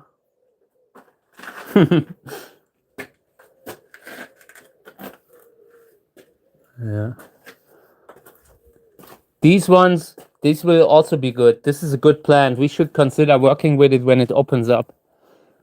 Sometimes you have amazing plants that you never utilize. Don't be like that. You know, like, don't have these amazing plants open and you can use them for pollinations and you're not doing it. Sometimes, you know, you don't think you're not open enough to just being random and using something that you hadn't planned to use. So yeah, this is Gröner, Orange, Flying Saucer, and Macola. Big flower, big yellow. This could be good. Want to pollinate it again? Just a second time. Yeah. This one here, by the way, look at this. This would also look amazing in a time-lapse video. That's the kind of stuff in the future, if I have a little bit more budget, I will film. I will get me a few used smartphones, and then I'm filming from multiple kind of smartphones overnight when the flower time is. Like in those 2 or 3 months where it's really simultaneously. There's so many that are opening up simultaneously. Yeah, the yellow one. This is one of the biggest yellow ones that I have on, even the biggest ones in general, I think.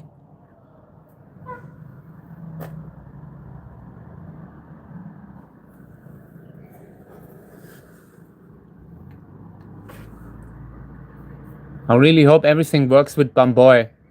This could be great.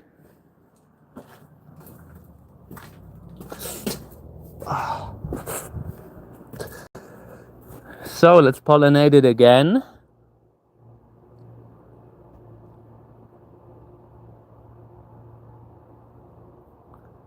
Okay. I think we pollinated this one with Imperialis, right? So then it was Imperialis here, and this one Gröner, Flying Saucer, and Macola. Good, nice. Then we have done this one inside here. This one was Charm hybrid. Definitely see a lot of potential there. This one was flying. This one was flying. Gröner, Orange, Flying Saucer, Macola, yellow. Also the one here. This one here. I don't know what it was. I think the orange one, right? I think it was the orange one.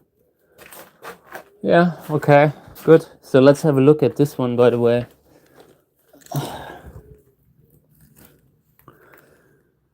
So yeah, this one will open up pretty okay. This one will look nice later when I'm taking a close-up, but I think I will not keep it. Size is just not enough. But we will give it a chance. We will wait until it's open, fully open. Yeah, but for now, this is okay. Haven't pollinated the left one here. Should we try Mamacita maybe? We could do a, like try to do the unusual kind of hybrid, like Mamacita, Acacia, Echinopsis hybrid. Maybe just a little bit pollen left here. Yeah, so, and like, I will probably end the live stream sometime soon, so I can take a few more videos of this plant because it looks so amazing. Look at the color here. Would be a shame to have no video of it. It's possible I would do another live stream maybe later. We will see. There are just too many flowers right now. So this one gets Mamacita, okay? Yes, so the right one got Lobivia arachnacantha hybrid. This is Drachenei hybrid by Jürgen Theisinger. And yeah, this one here now pollinated with the pollen we just had. And the other one, let's put a label on that with the arachnacantha, otherwise we're forgetting it.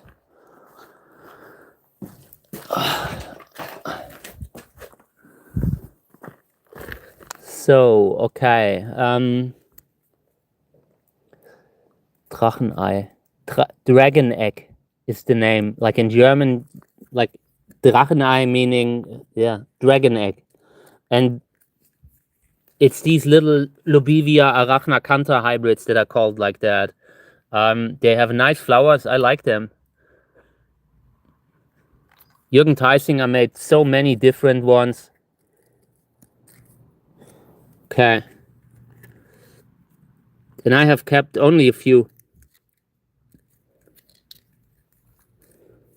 But some really good ones. Useful if you like Lobivia. If you look at the flower size in comparison to the body, they are very efficient in regards to what kind of a big flower they can pack out. Must take so much like evolution to kind of increase the flower size like that. There are not many Lobivia that have this big of a flower in relation to the body size, you know? It's really good. So yeah, let's put this one around here. I hate it. I hate everything with where you have to do like the fine work. I hate fine work. I wanna put it on with a hammer. Okay. So the other one, Mamacita.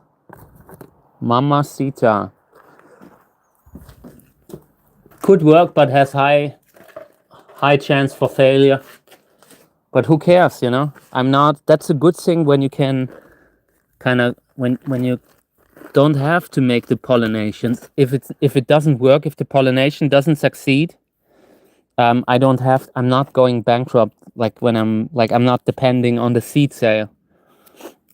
Because that in general is a bad situation. When every pollination counts, then you're putting so much unnecessary pressure on yourself, and you're not doing the really interesting crosses that you're only doing because you do not fear the big risk for failure.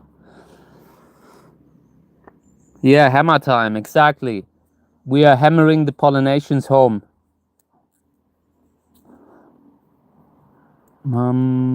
Mamacita. Good. Yeah, and this one was pollinated with Echinopsis glauca. The idea is to get a columnar with this kind of a flower. Or maybe have a columnar with the spines of this one here. That would be great. Later we have to water the strawberries here. But it looks okay. They've almost, like recently, there was a day when they were really dehydrated, where I was worried about the strawberries. But I got them back. Yeah, this one's nice. I like the color, but the size isn't good enough, you know? Like the flower size is so small with these Echinopsis. So many. Like, I know quite a few Echinopsis breeders.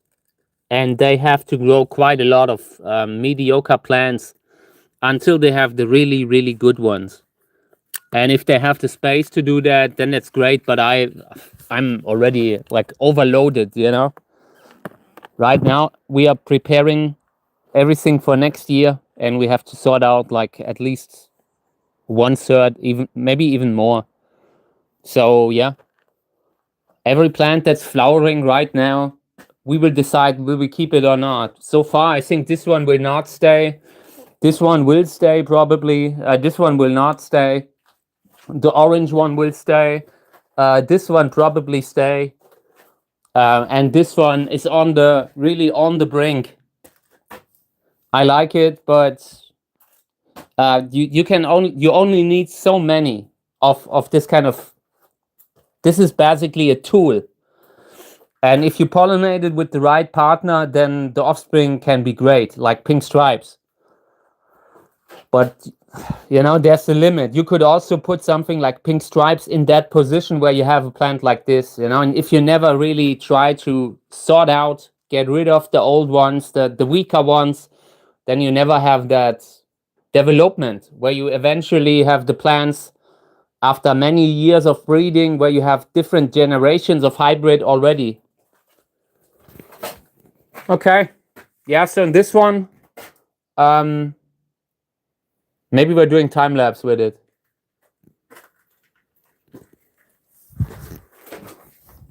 Before I end the live stream, I wanted to collect pollen of the one in the yellow one. That one was so good that I need pollen of it. Because if you don't do it right away, you might not get any pollen later. Pollen is a thing like first come, first served, and it happens very fast that it disappears. So let me see where the tripod is. I don't know. It was probably directly in front of me, I'm sure of it. Where's the tripod, man? Oh, okay. Yeah, I have a different tripod today. I have the big one in the house for the time lapse.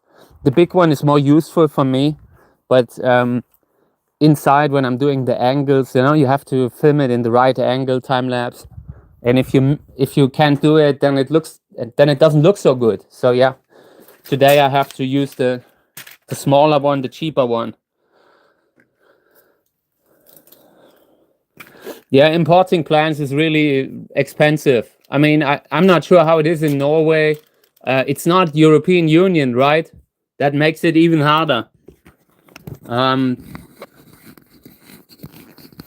It's also difficult to import into the European Union, like from outside, It's the same story.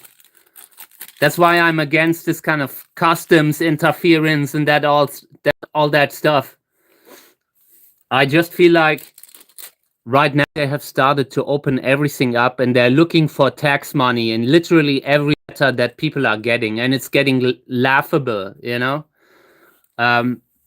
It's really gotten to a point where customs is just trying to rip people off. That's the impression that I have, Like so often they are now charging a minimum tax on everything, on literally every cheap product, everything, and it's gotten to a point where, I don't know.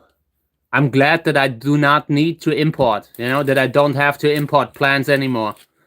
I have so many, I don't need it anymore, but it's gotten harder and harder lately.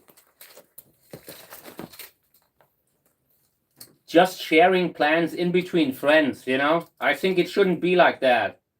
These are not plants that are threatened in nature. This is nothing that can, that is an issue, like in any way.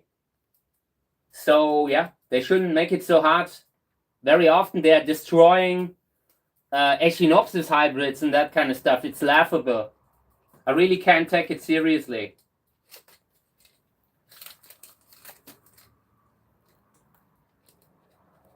We should kind of encourage that we are growing different plants everywhere, like the diversity. I think we should embrace that. I mean, we shouldn't plant out invasive plants. That's not what I mean. But yeah, like when you are growing in a greenhouse and you can grow a rare plant, who knows, maybe one day that will be necessary to keep certain species around, that people are growing them. Because the fewer people have a cutting of a certain plant, the more likely it is that they will become extinct. Many plants that I have in the greenhouse, like hybrids, if I'm sorting them out, they might be extinct, like as a hybrid, not as a like something from nature. But if you only have 1 or 2 plants of a certain kind, you know, and they're gone, then they're gone. It's just like that very often with hybrids. Every hybrid is a unique creation. It's not like it is in nature.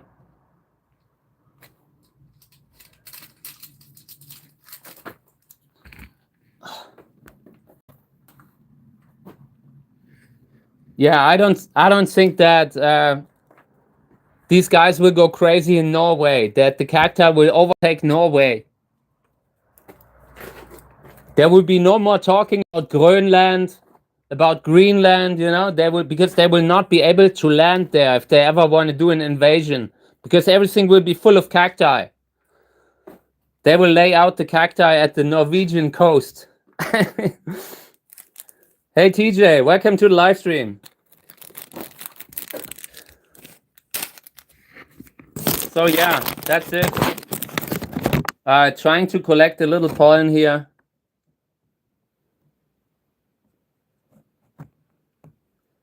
But there's always just coming a little dust from it. I hate it. Why are you like this? Give me your pollen. So, okay. Let's do it again. Let's try this again. But ask nicely. Can you please give me a little pollen? I would appreciate that. Sometimes you just have to do it with kindness.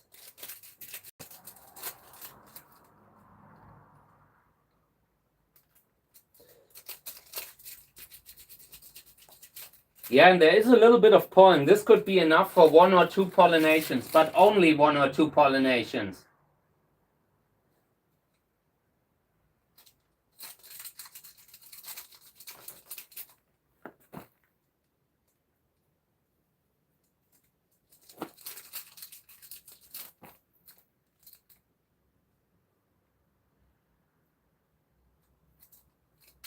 Okay. So what are we doing with this one? Have we pollinated this? I don't think so. No. Let me see what we do with this.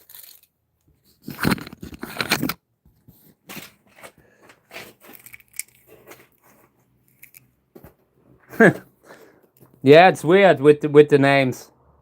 So yeah, what will we do here? Pollination wise, we can pollinate that with the Wurlitz hybrid, and I'm currently leaning towards that. You know, just bringing in Wurlitz Cantora. The size is already there, the color is already there. It just needs contrast and purplish infused into that. That could produce something amazing here. So, and this needs to be labeled so I don't forget.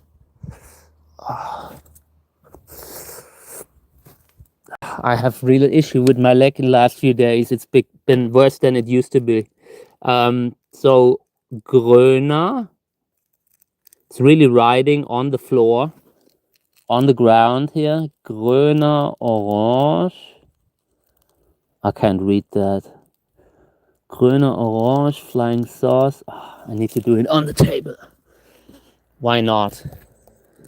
Flying saucer, Macola. Yellow. Good. This gives me a lot of pollen to work with in the next days, and we will use it all up in the next days. So just want to put it together here. Later I will move that into the house and put it in the freezer. This Imperialis. This Glauca. Teleflora. Mamacita. Echinopsis apricot. Good. Yeah, I think we are using one of those Wurlitz Cantora hybrids that we have there, because they have that nice hammer. We could use this one, or we could use the other one. Here, this one here. Let me see how much pollen we have here. Flower color is okay. Other one might be a little better, maybe. I'm not sure. Kind of hard to tell with these. They might look a little better in the moment, but the other one might have better genetics, you know? So, yeah, and try to get a little bit of pollen here so we can pollinate.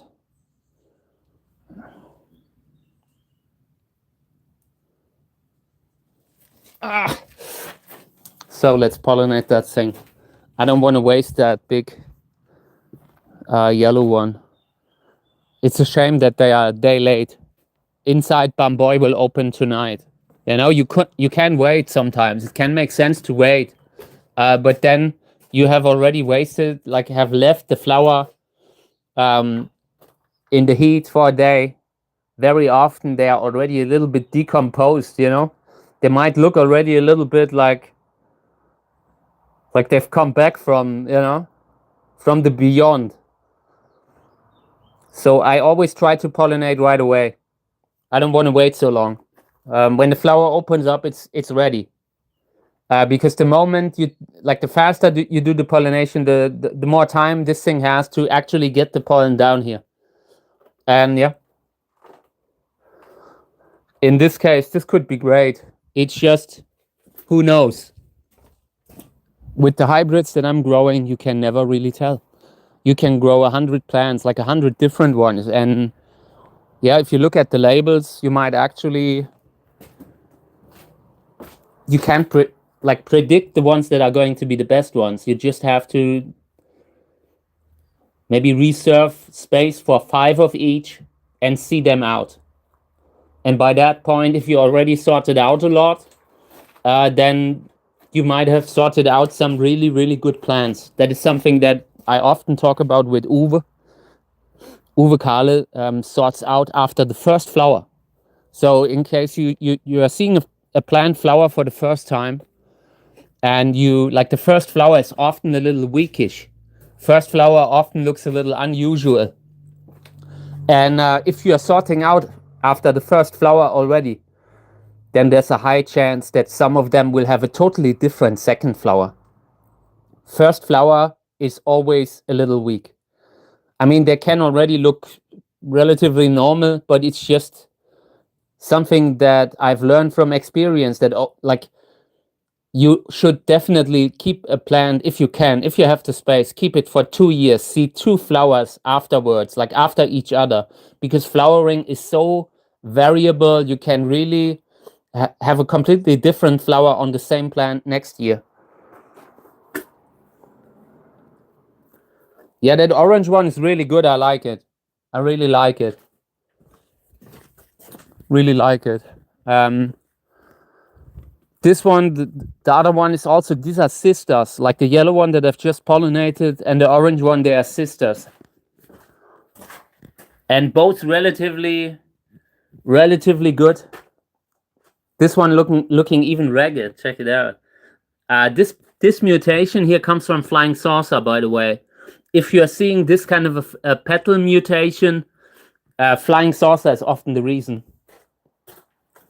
I've seen that on yellow California too. Some of these California hybrids, the American hybrids from that breeder. Yeah. Okay, good.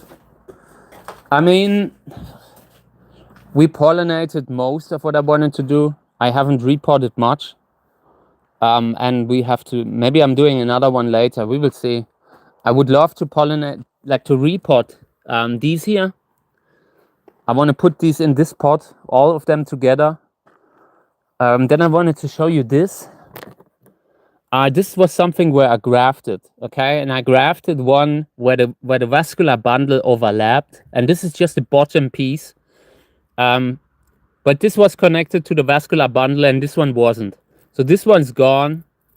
This is not alive. This one didn't survive because it wasn't connected to the vascular bundle. And I just wanted to do it to show that when you're grafting 2 besides each other, this one's really dehydrated, but it still has a chance. And very often they will pop. Like if you have them connected to the vascular bundle, then they will eventually pop again.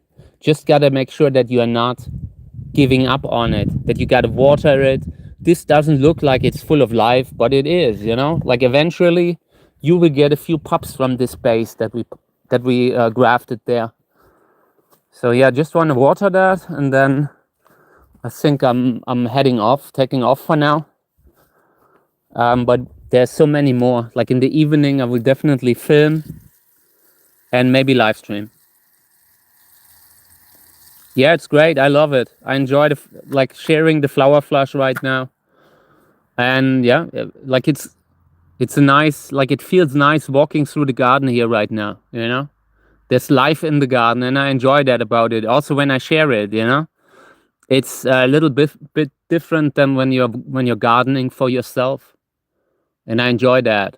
Like everything that I'm growing here, it's fun to share it. Yeah, look at it. It's our pumpkin. Okay. Good. So I'm taking off for now. For one, the battery is empty, and I also gotta give Kami some food. I always try to stay on top to make sure she's not getting diabetes or something like that. So thank you for having been here. TJ, Conor McGregor, I saw that he's fighting. He makes a good impression. He doesn't look bad.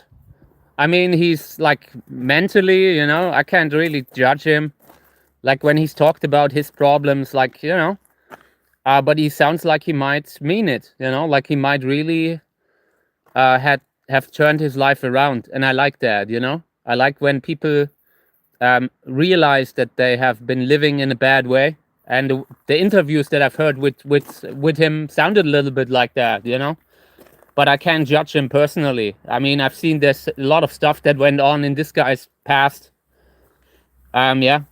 So I haven't really followed the UFC in that time where he was fighting. But I will keep an eye out. Like I will read a little about the fight. Take care, everyone. Was great doing it again. There will be a lot of amazing flowers right now. And I will try to film and share, you know. So thank you for being here. I appreciate it. Until tomorrow, same time. Hope you guys have a great weekend. Thank you.